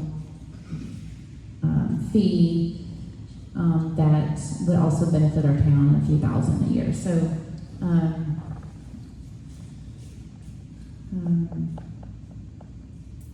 I think this is our first stab at it, and I know we have to have something to put in the paper by July 16th. So I think that we're going to have to meet again, probably to take another stab once we have those, at least the FEC and the Encore income solidified. But as far as what we want to put in the paper, what are you comfortable with on the revenue side of things? So what does it affect us to put it in the paper? Does it make it so we can't change it to a degree, or is this just to give a general idea? Well, that's where I wish we had an attorney here. But my understanding is we have to post it. We have to post it in the paper and online. Yeah, we have to post it in the paper, we have to post it online, and we have to follow it to the standard of anything that we can reasonably expect could be budgeted, has to be followed to the letter of the budget. Anything that we can't reasonably expect, that's something we'll have to come back to the council. So there is a little bit of ability to modify, but we need to get it as close to accurate as we can. But since this is our first, I think there's a lot that we can foresee that we can't reasonably expect at this time. So I wouldn't lose sleep over this one necessarily, but I think we should have a good, honest, open discussion and try to get as good as we can.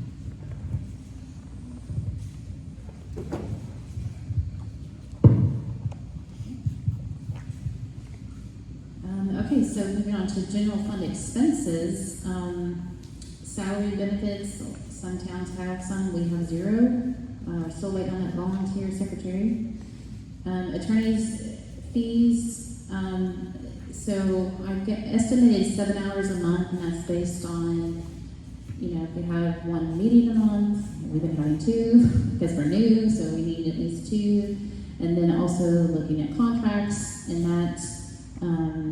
that would be, of course, not free eventually. It's $180 an hour, which that's kind of middle of the road for an attorney. The lower end is $150, and it goes all the way up to $500 per hour. So that's actually pretty reasonable. I mean, heck, my plumber charges more than that an hour. So, but that's $15,120 per year. And then under services and supplies, it's a total of $14,940, and that's it's itemized here under E1 on the next page. Office supplies, paper, ink, and postage. On just the last meeting, I spent $100 in ink, just trying to get out copies to the council members. Of course, we had 18 agenda items, right, and all the backup paperwork for that. But so the $700 per month is including postage, paper, ink, you know, office supplies. That's $8,400 a year. Utilities, electric, water, building insurance. That would be $445 a month, or $5,340 a year. The TML insurance, that's the town insurance. Now, that does go up as your income goes up, but that would be approximately $100 a month with $1,200 a year. And that's in the E1. Under maintenance and repair, we have, that's the E2. The $61,095, that's our largest category because that's our road repair. All right, so we have someone who's been researching a lot of this. I'm very grateful to him. Kevin Singovich, can you speak to the 4831? He's been researching potholes, asphalt, you name it, like for months now. So that number, would you mind speaking to that? $4,831.25.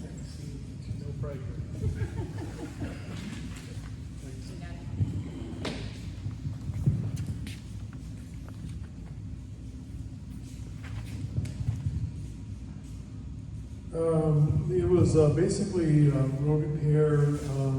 Well, I don't have the breakdown on it, but it was just basically the stripped down lowest road repair we could do, which was just basically filling the potholes 3 times a year. There was no resurfacing, and it wasn't using. I mean, we've been trying to use, and we've been doing a pretty good job.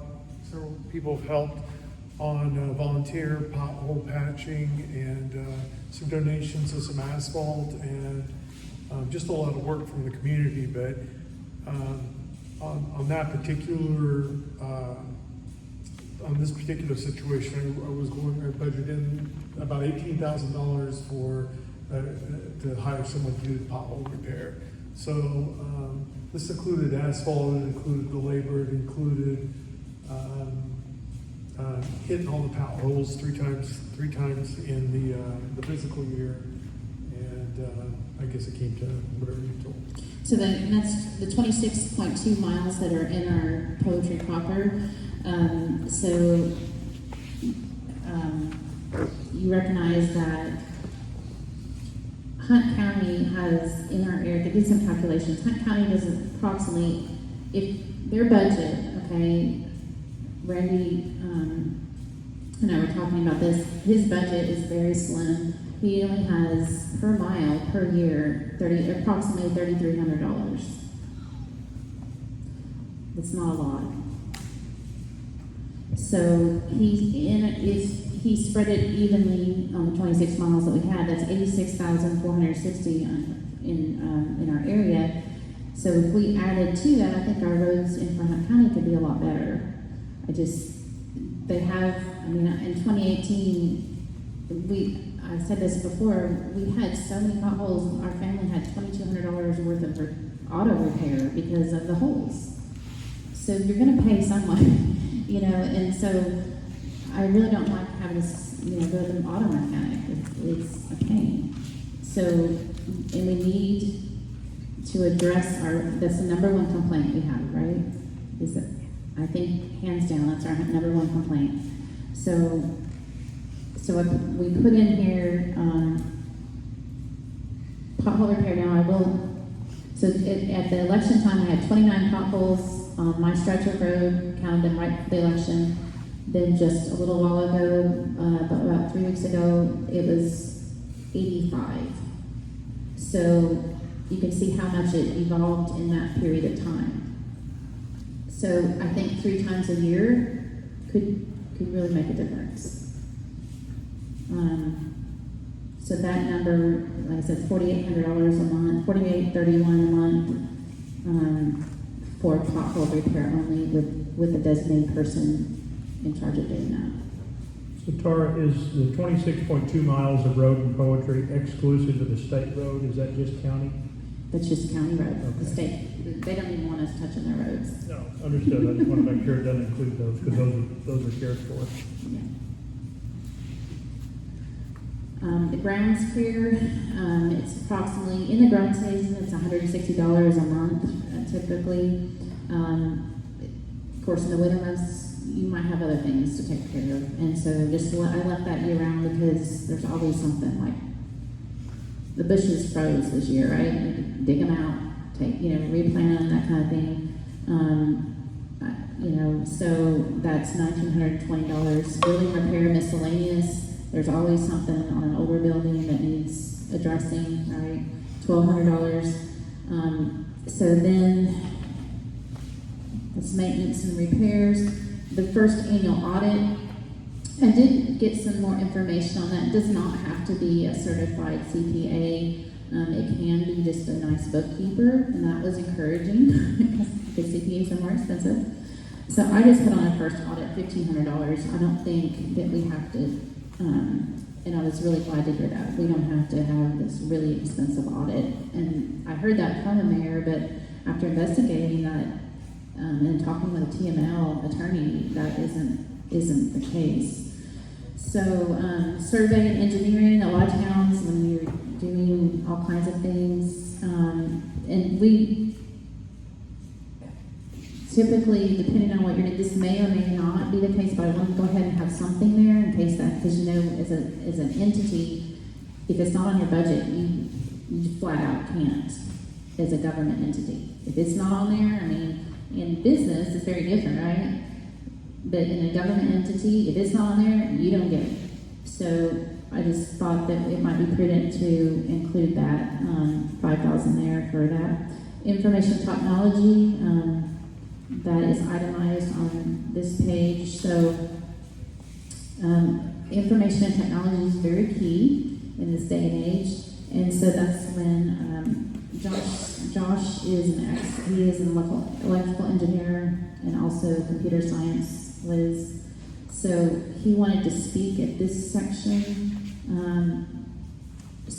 I'll go ahead and say here what we have. We have internet, $85 a month, $1,020 a year. Website, we put it on the Wix, is the cheapest that we can do. It's user friendly, that a secretary could pop in and figure it, do it pretty easily. That's $233, 76 cents a year. The upgraded calendar, the current Wix only allows you 3 items on there, and for the upgrade, they charge you more. So that's $1,199 a month. 5 emails and 2 existing emails. And I think Josh was researching that one still. Did you want to speak to that, Joe? Okay, I think that's what he needs to. Because I highlighted because I wasn't sure that was a firm number. And he was doing some of that research for me. Did you want to speak to that?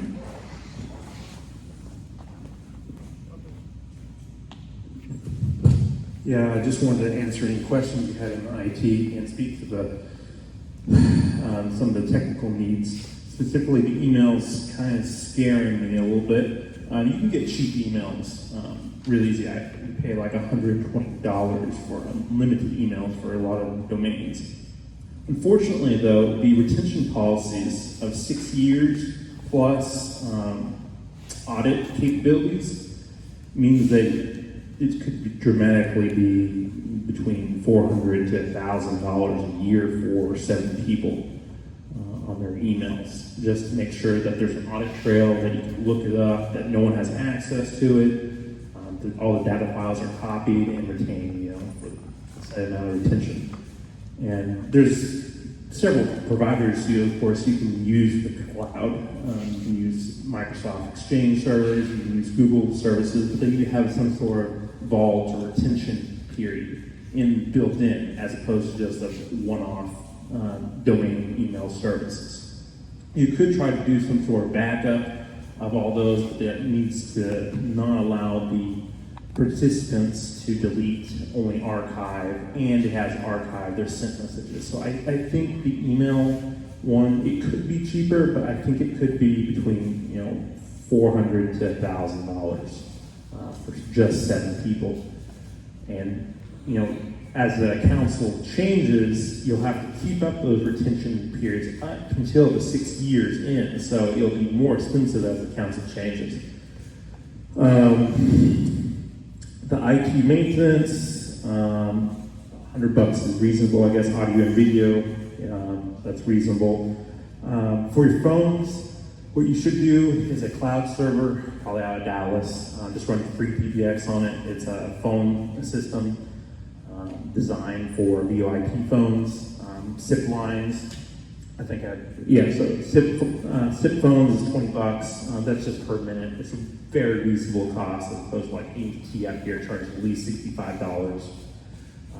But you just pay by minutes that you store up on SIP phones and VoIP phones.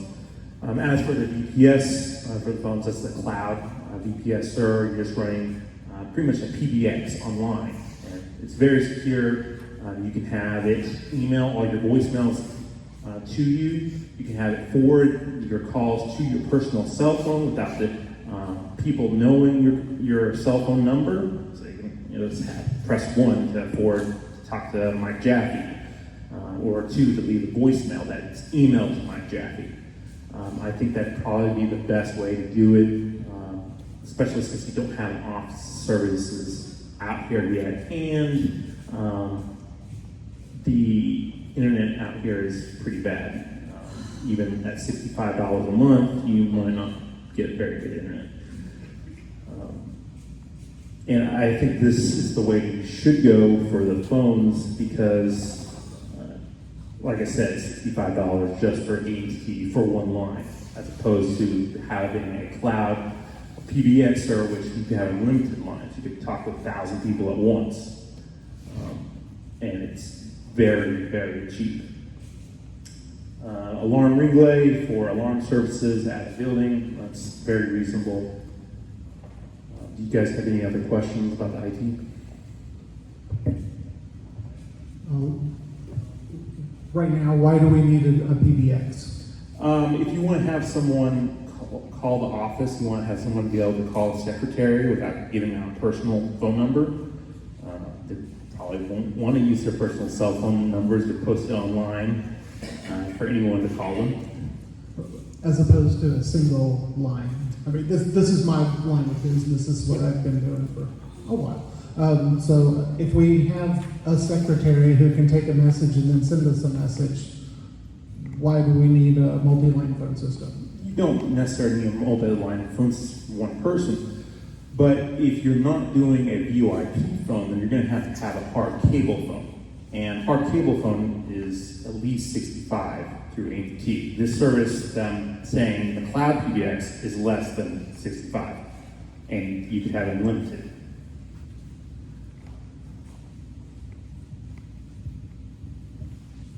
Thank you. Any other questions? Thank you, Josh.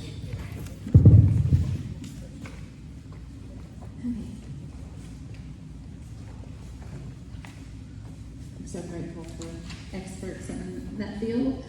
Okay, so we went ahead and included for the backup vault, as he was describing, that we needed 420, and I took the middle of the road on the emails. That's 750, recognizing as we research it, it could go up to as much as 1,000, but I just took the middle road number. He said 500 to 1,000. I said put 750.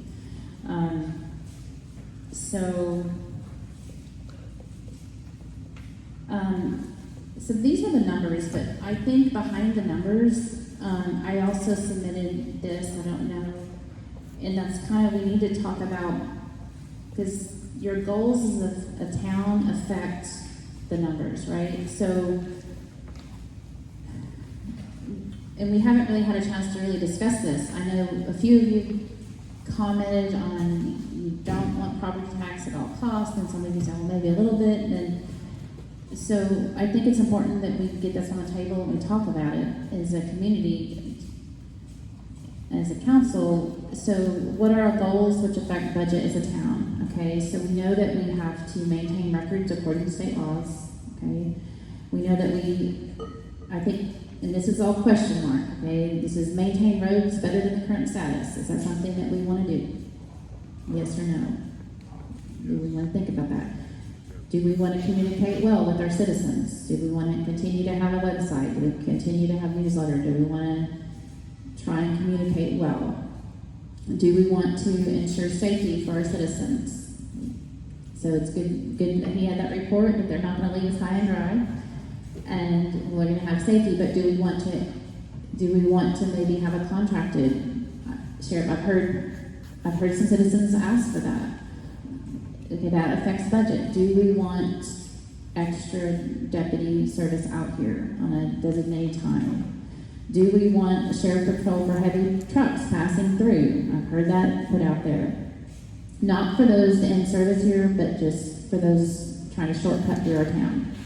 The 80,000-pounder trucks that really do make a detriment on our roads. In fact, the sheriff was saying he can give a citation on 2458, and the very next week they'll be back there. And the citation's like $300, and they're coming back the next week, and it's 80,000 pounds. He said they went through training where an 80,000-pound truck has as much damage on it as 10,000 cars in a given time. So it is impactful negatively on our roads. So, but do we want a sheriff's patrol for speedsters? I've had people tell me that. Do we want sheriff patrol for breaking and entering, petty theft? Do we want that? So we have to talk about these. Is that something that we want? Because this is just our first year budget, but remember, if we're gonna forecast, we have to, I didn't have time to make the second year and third year budget, but we really need to be doing that as well. Projecting because remember, if we're gonna be smart, prudent financial managers, we need to be thinking, forecasting the future. So as, chief financial officer of my business, I have to do that. So do we want to prevent undesirable high-density housing in our area? If we're going to legally defend that, we might have to have legal defense. Attempt to manage growth in a positive way. Do we want to have an impact on that? Do we want to be debt-free as possible, or do we want to go into debt? Do we want to have bonds? Do we want to keep taxes low as possible versus do we want to be prepared for any possible litigation with a little cushion? Okay, do we want to have no property tax versus do we want to have some property tax to ensure roads are well maintained? Or do we want to have a mandate, no restriction on trash service versus limited trash service to 2 to 3 vendors of choice, engaging in revenues, protect roads? We have a lot of decisions to make. So do we want to have a very low property tax the first year and then be able to freeze it at that rate for the seniors and disabled? Okay, so, and recognizing that, if we do that, then in a subsequent year, it can't go up more than 3.5% without a vote of the people. I like the vote of the people, but elections do cost money. So, there's a lot of things that play into the numbers. So, I think we need some discussion on that. Like, I don't know where these men stand and the council stand on all of these questions. So as I was trying to do the numbers, like, wow, we need to really have a discussion on this. And there's a lot there. So I know that's a lot. So first, again, thank you for the budget, Carl. But this is a very budget-minded approach to a budget, and I appreciate that because I have a business-minded approach as well. It seems like you fluffed the expenses and underestimated the incomes, and that's very wise. You find yourself, if you have a balance sheet with fluffed expenses and diminished income potentials, well, then you probably find yourself pretty safe. I won't be able to speak on maintenance and repair of the roads until y'all meet with the commissioner, because they might step up and say they're gonna fix all these roads. Hey, you're our taxpayers, we're gonna help you out, get your feet on. I don't even wanna talk about that until we can get further, but I balanced this budget real quick with about 3 strokes of the calculator. So we're $6,300 in the hole. If you deduct that $6,300 from the E1 amendment of $14,940, that leaves you a remainder of $8,573. With no argument on TML, no argument on utilities, that leaves you a remainder of $2,033 a year for office supplies. Quit printing these and spending $100 a month. I appreciate that last time, but it is 2021. Email them to me. If we can't run our little bitty office off of $169 a month, we need to. Well, and Mr. Aiken left. He's made a generous donation of a lot of postage too. It just hasn't got to the city hall yet. So it could be skinny, but you can obviously see where we can help that number right there. Okay, with all due respect, office supplies are expensive, and $160 a month for office supplies. How many of you run your own businesses? That's pretty slim. And just again, now, and this is actually something we'll have to vote on later. So the Poetry Post, okay, which I was up late doing that, and I don't mind. But I've heard a lot of good feedback. People really want to know that, especially our low techies. There's still people that don't even have internet and don't have web capabilities here.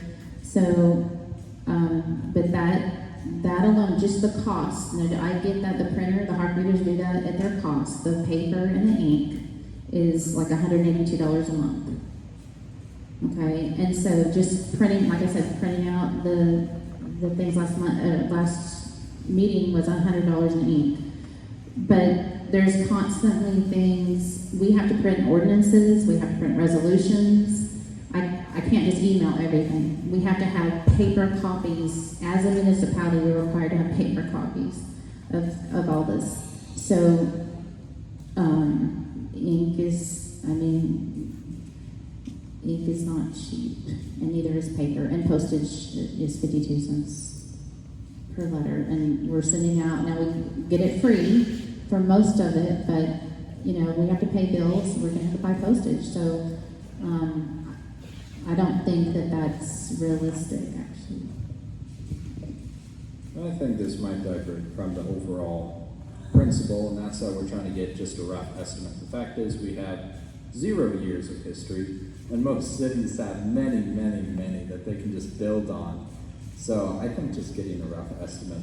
The only reason I even mentioned telecommunications franchise fees is because it could add, $10,000, $15,000 extra, which is, more notable than a few hundred, maybe even 1,000 on there. So I'd just go easy on how tight we want to try to guesstimate this. That doesn't include things like cleaning supplies, paper towels, toilet paper. Those all are into the office supplies. I didn't list all of them here, but anyone who is in an office, that those add up. You have to, water bottles, if we don't have, that just adds up. I don't even drink coffee, but anyway, coffee cups. So, okay. Yeah, I think, there's a lot of wiggle room for some of this one. Yeah, I want to say it's very good. Nobody has any idea how accurate it'll be, of course. So it's just the first step. I guess just a couple of cosmetic things. One is, I wouldn't say attorney fees are 180 because Patricia's firm is 275. You could say legal fees, or better yet, just take out the 180 because it's going to be published. somebody in Hunt County is gonna say, wait a minute, they're getting her for 180 and we're paying 275. So just take that out. Or say legal fees.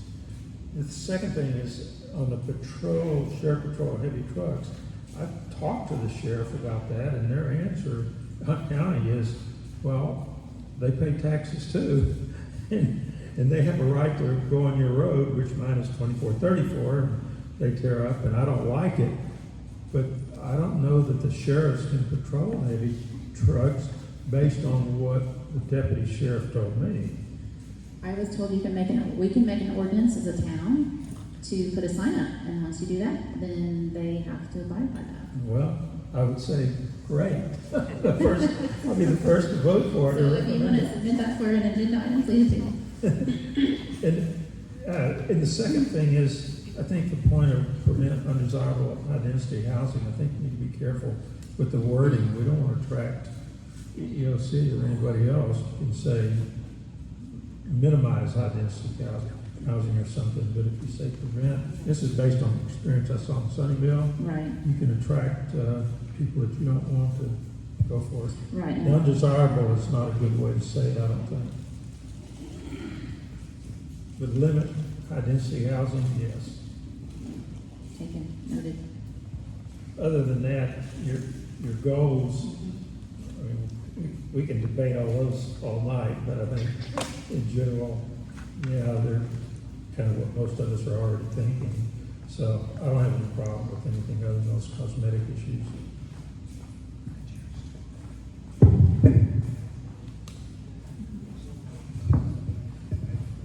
Tara, have you spoken to other small towns to see approximately how many hours a month they need in legal fees?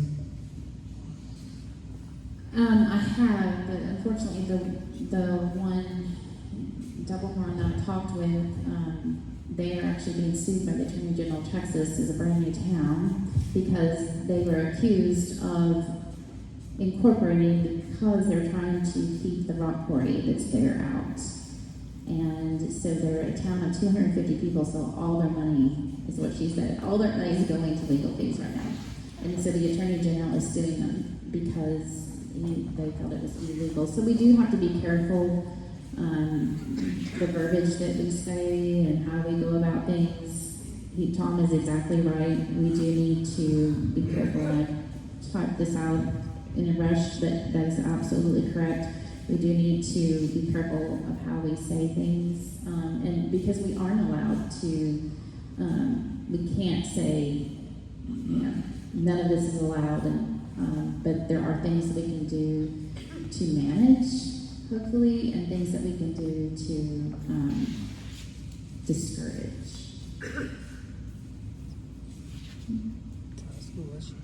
How much does the town have for legal fees in the budget?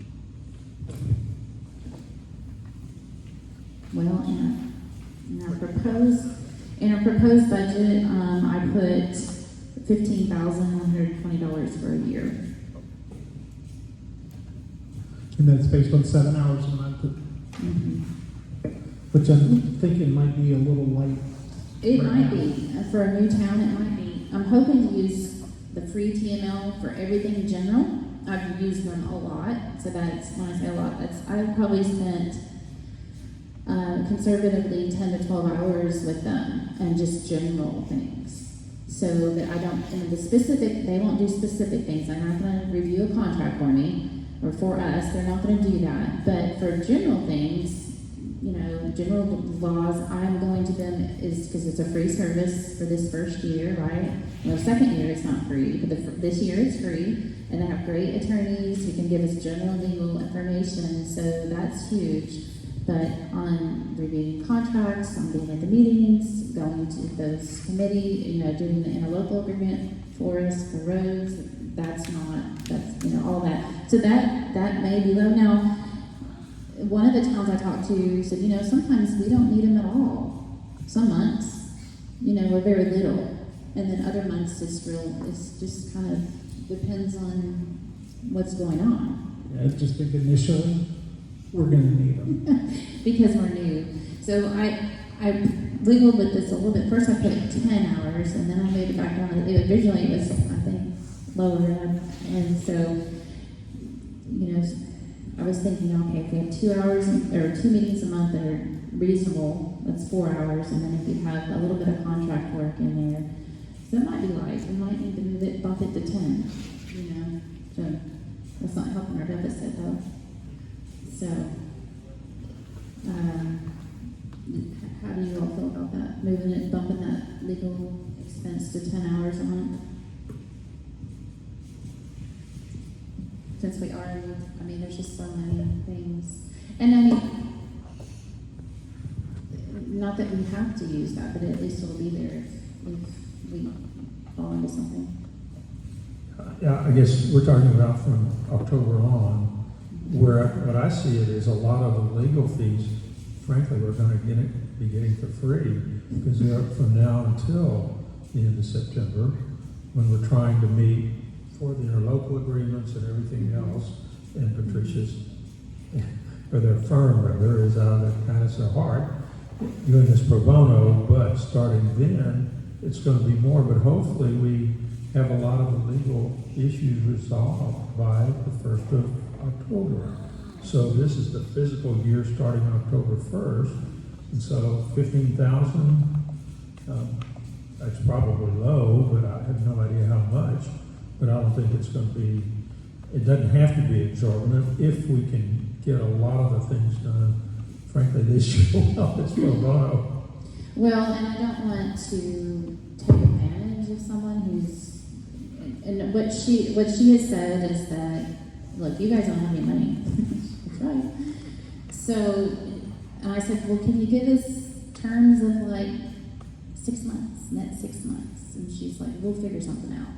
But, so that's, again, another thing. So when you say it's free, you know, I don't know for certain that it is up until October. I mean, that's several months of work. So, I mean, she's given us since February. I had to consult her over the election business, okay, and I've had to consult the Hunt County attorneys for election business, but I'm not going to assume, I don't want to assume that that's free through October. But Tara, we don't have any money until. Well, if they look at the contract, we'll have $10,875 from Encore, a check that she's willing to write us as soon as possible. So we'll have some. Okay, hopefully. Yeah, but we do have to get it on that front. We'll have to put the bid in the paper for the bank, because I can't even get a bank account yet. So this is gonna get more conversation. We're voting on to propose to post this budget. Is that what we're making a motion on?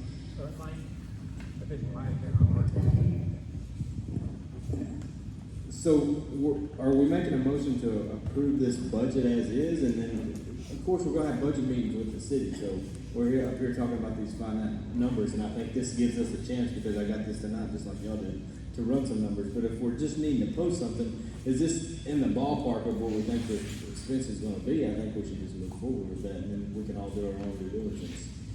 Is that what we're doing, Tora? Are we making a motion to post this? I mean, is that the plan? I mean, we have to have it posted by July 16th? Yeah. Okay, so.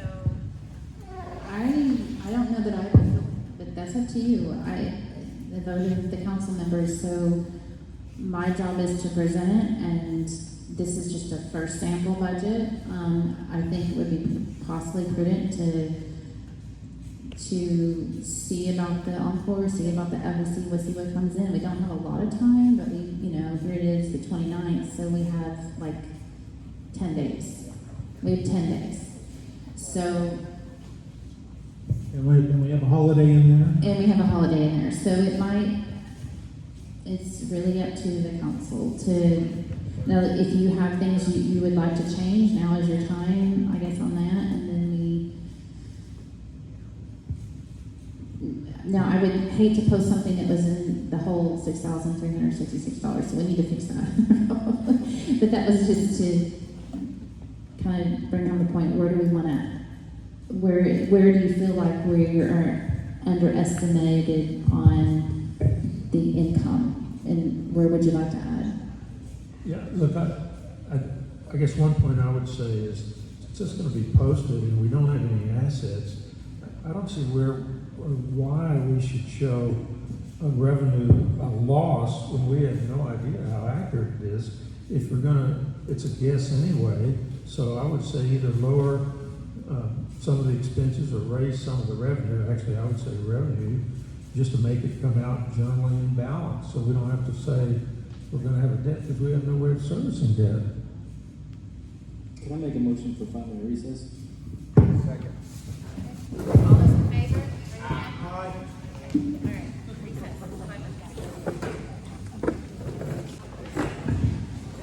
All right, we're back in session. Thank you. That was a quick 5 minutes. So, Tara, back to Terry's question, what is your desire on this budget item? Because we're not gonna meet again before the 9th.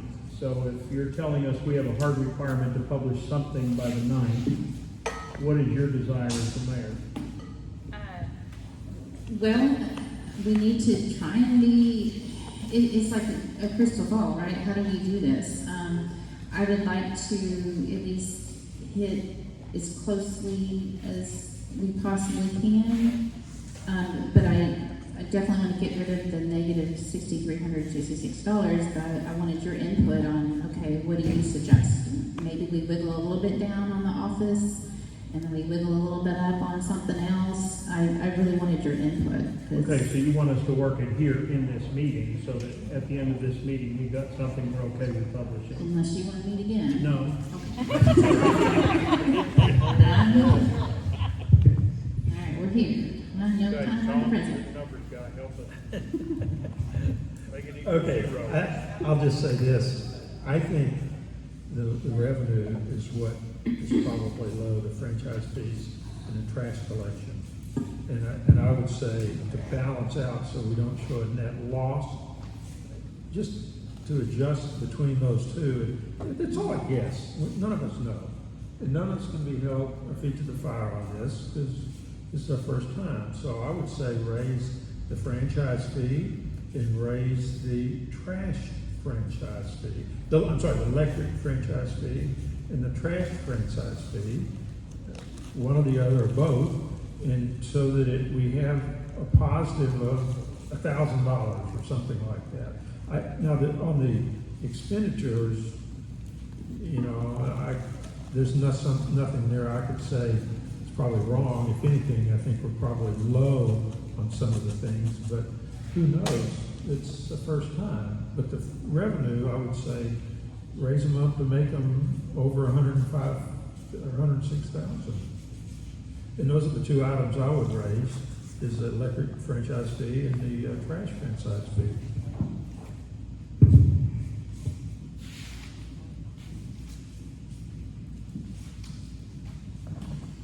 Okay, if we raised each one by $3,183.34, then that would take care of the deficit. It'd be That even. works for me. So it is kind of anyone's guess on a little bit, but we have to give our best guesstimate is what we're required to do. So, and maybe we add another $1,000 into sales tax revenue, and that's if that passes, and I guess we'll all have to hope that passes before we can even get to the 41,000 in that. What services are, I understand both of the words, but what do we perceive in surveying and engineering?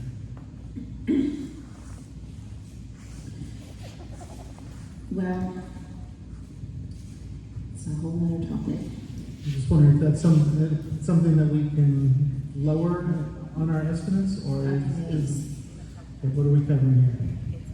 We might want to keep it the same. I had to look into this a little bit just because it might be required for our telecommunication franchise fee, and it's just required for certain things, and it takes a lot of work. Some of the legal work on it. I don't know the exact expenses, but $5,000 is probably a safe bet, only because we're having to set it up. It isn't just, maintenance and doing a yearly checkup or an occasional, once every decade adjusting it. We have to set it up initially, so it probably will cost a decent chunk. Well, let me go back to the original question. Are we having to survey the entire town? Is that what we're doing? So I will speak to that a little bit. So there have been several people who have said that they want to voluntarily annex into the town. So if we had a 2-month window, for instance, where they were able to petition the council, we have to vote on it, you all vote on it, and then they could be put in the town, but that requires an additional survey. Which they would supply, as I've read the laws, then they would supply with their petition. Yes, but it does not redo the maps of poetry for us. Thank you. Okay. One thing that I realized that I left off here, I apologize, that if we're going to have a property tax, a sales tax referendum in the fall, then we'll have to provide the election cost of that. And that's going to take a few calls, but it's potentially $3,500 to $6,000 for that. Sorry. But so we're back in the hole again.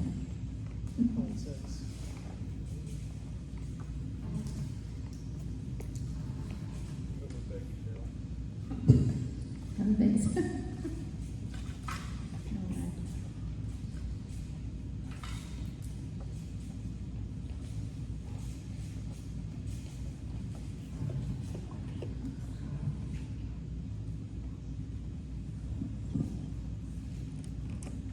What do you feel comfortable with cutting on the office supplies? Start from somewhere. 2,000? 1,000?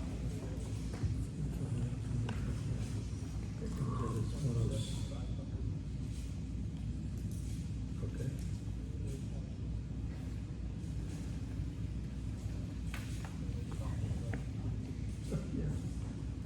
Tara, that's one other thing you said, operating budget. I mean, it's either cash or accrual. I think all this is accrual, right? I'm not a CPA. but Well, normally you would say It would be an accrual system, Accrual. not a cash. Cash basis. It would be an accrual. So this would be an accrual basis.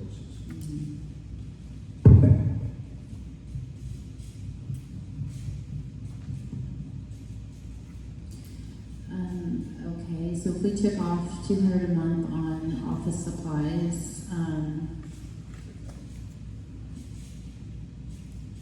right, so we could. Did you say? So that's $2,400 right there. Okay.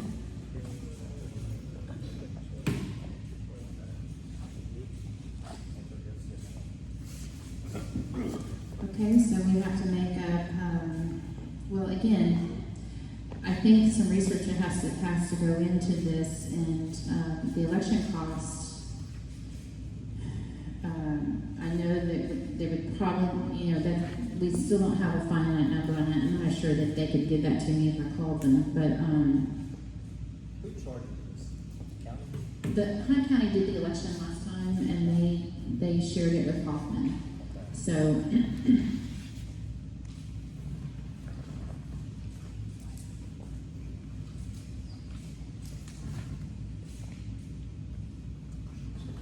This is what Mike wrote down, which is good enough for me.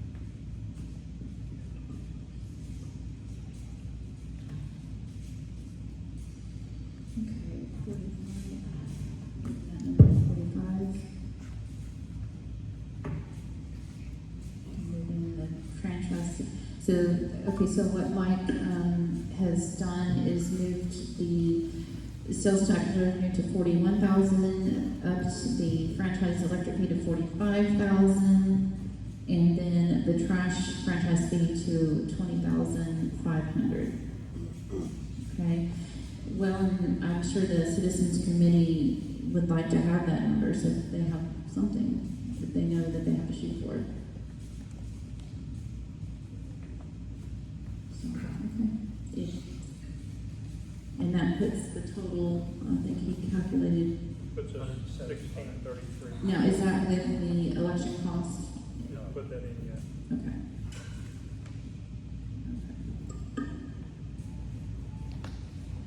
I'm guesstimating election costs will be at 3,500. Maybe they will be good to us this first year, but I'm guesstimating that is 3,500. So with the $2,400 reduction in office supplies,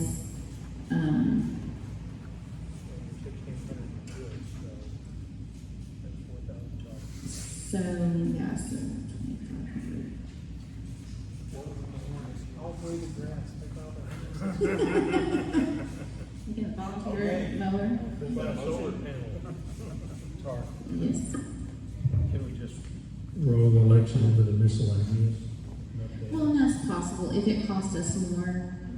We don't know what it's gonna cost. We have, we have $2,500, and that's your cushion, right? I suppose. You can say miscellaneous and maybe, well, I'll have to look at the verbiage on that, but if you all are okay with that, if the election does cost us more, we could take that out of miscellaneous, perhaps.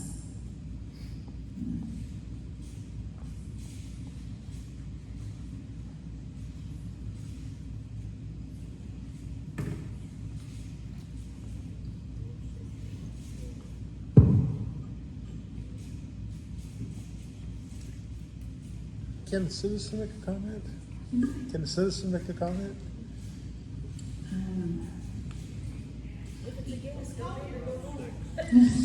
Well, I know I'm not supposed to.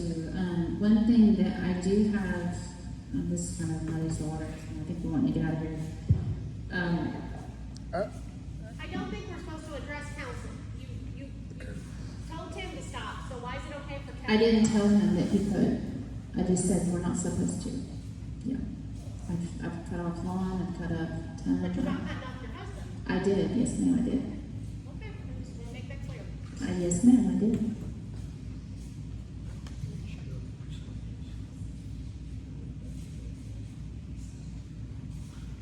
What was the estimated cost for the county commissioners for the roads per mile? Are there allotted budget?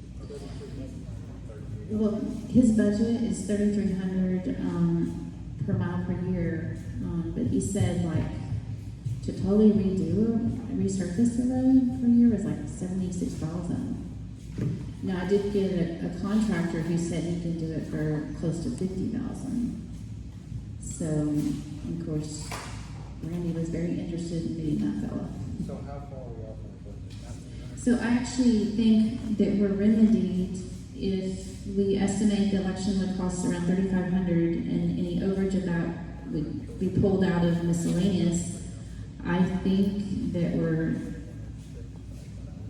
balanced. So it's Brian off the mowing? If we have a shortfall, Brian will have to mow.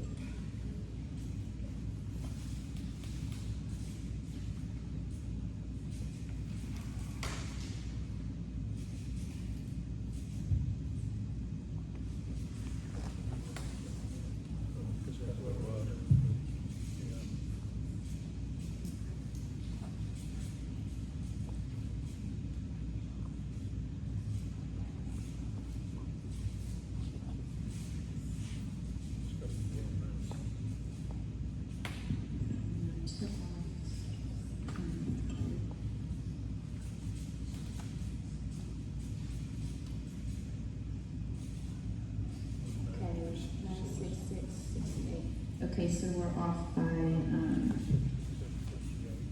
yeah. Okay, so we're off by $466.68 in the hole. Take it off. That sounds good.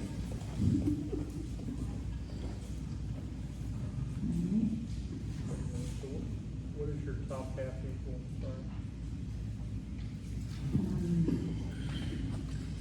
Okay, so revenue summary, 106,500. Right. That's by adding what you had suggested. So that's 41,000 for sales tax, 45,000 for franchise electric, and 20,500 for trash rates. Yes, that's what I'm Okay, so that's 106,500. Okay, so do we have a motion to accept that? Well, I guess we don't really. Sorry. Okay. If we're gonna add 3,500 for trash, then we're gonna have to raise the revenue too. I'm sorry, for electric.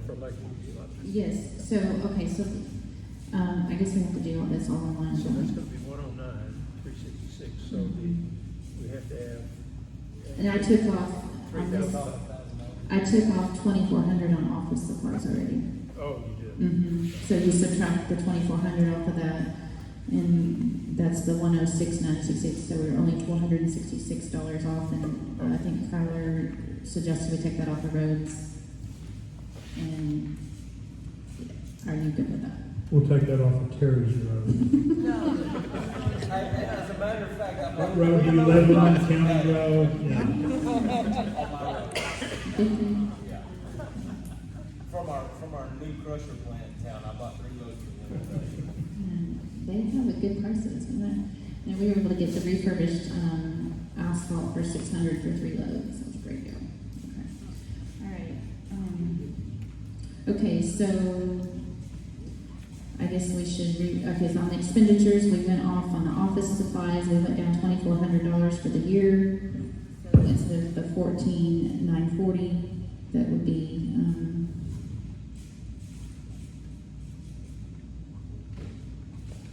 $12,540. And then the road repair would go down by the $466.68.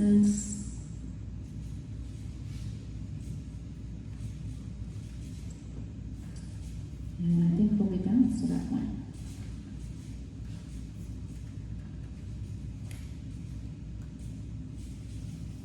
What are your expenses add up to now? Can you just put it down, each one of them? Okay. Starting with salaries, attorney fees. That's zero. Okay, so salary and benefits are 0.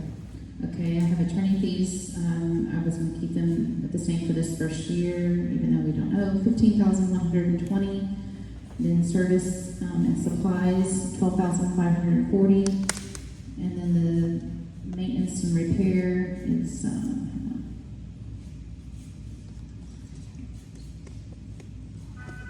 Would be $60,628.32.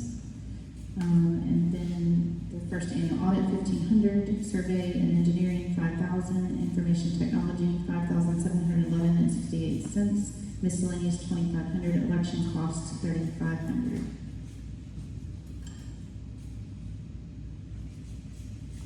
So, and then, second, checking my numbers here.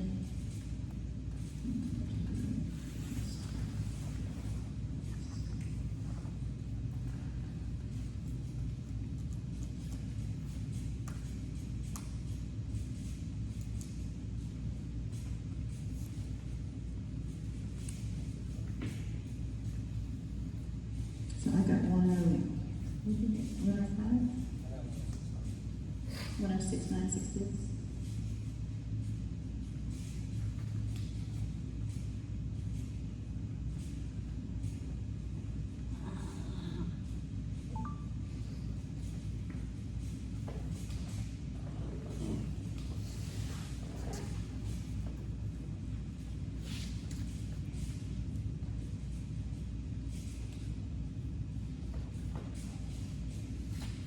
And it balances at 106,500.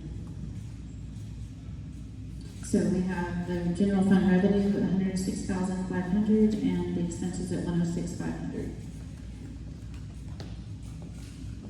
So Okay, do we have a motion to approve this? So you're gonna change these numbers, Tara, and this would be what would be published? Yes, sir. Okay, so I would go back to Tom's comment that we change legal to legal fees and take out the rate. That sounds good to me. It's done.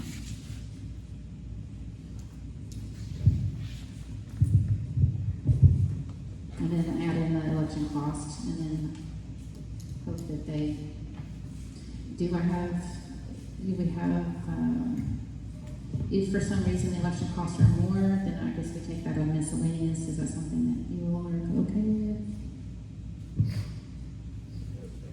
Okay. So I'll make a motion to accept the budget with these changes that we just finally concluded. Second. Okay, all those in favor? And it passes unanimously.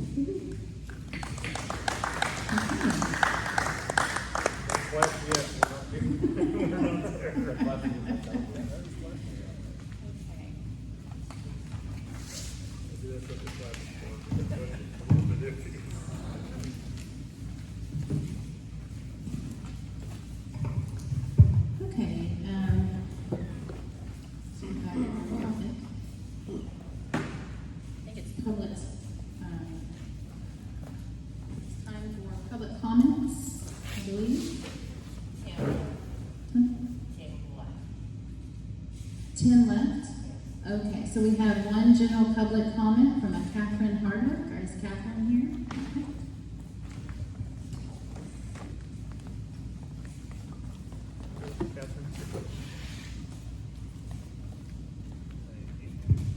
First, I'd like to thank each one of you for your time, for your service, for your willingness to get up here and debate kindly, friendly. It's gotten so much nicer since the first meeting I came to. I really appreciate that. Can we charge sale tax on sand and gravel? Speak up. Can we charge sales tax on sand and gravel? It's not in our city. If we voted in them as the ETJ, then that would be a possibility. So if we voted as a town, in a referendum to also include the ETJ is also a revenue source, sales and use tax in our ETJ, then they could as well. They could, absolutely. Like everybody else, I'm very concerned about our roads. No, we're not taking it off of Terry's road, because I live on that road. As a user of those prime delivery trucks and the FedEx trucks and all that, I'm happy you can get them to pay a franchise fee. I'm very happy to contribute. I like it over property tax. Can you put your mic up? Yeah. I like it over property tax because people who aren't using it aren't going to get charged. And people who are using it are probably going to be happy to pay it. Just so they know. Isn't that a clarification? You're referring to the franchise fee for which? For delivery trucks. For delivery trucks? Amazon. I don't know that we're capable of collecting on that. I don't think we can on that. Yeah. But that's. Seems like it's worth checking into. That's interesting. You know, I'm just looking for a way for us to pay for our roads without bringing in property tax, just like everybody. You know, but I know we need money, so I appreciate y'all taking the time to study it, to do your research, the homework, and to debate it. That's all. Thank you, Catherine. Thank you for coming. Okay, so, I think we're finished. Do we have a motion to adjourn? Motion to adjourn? A second. All those in favor?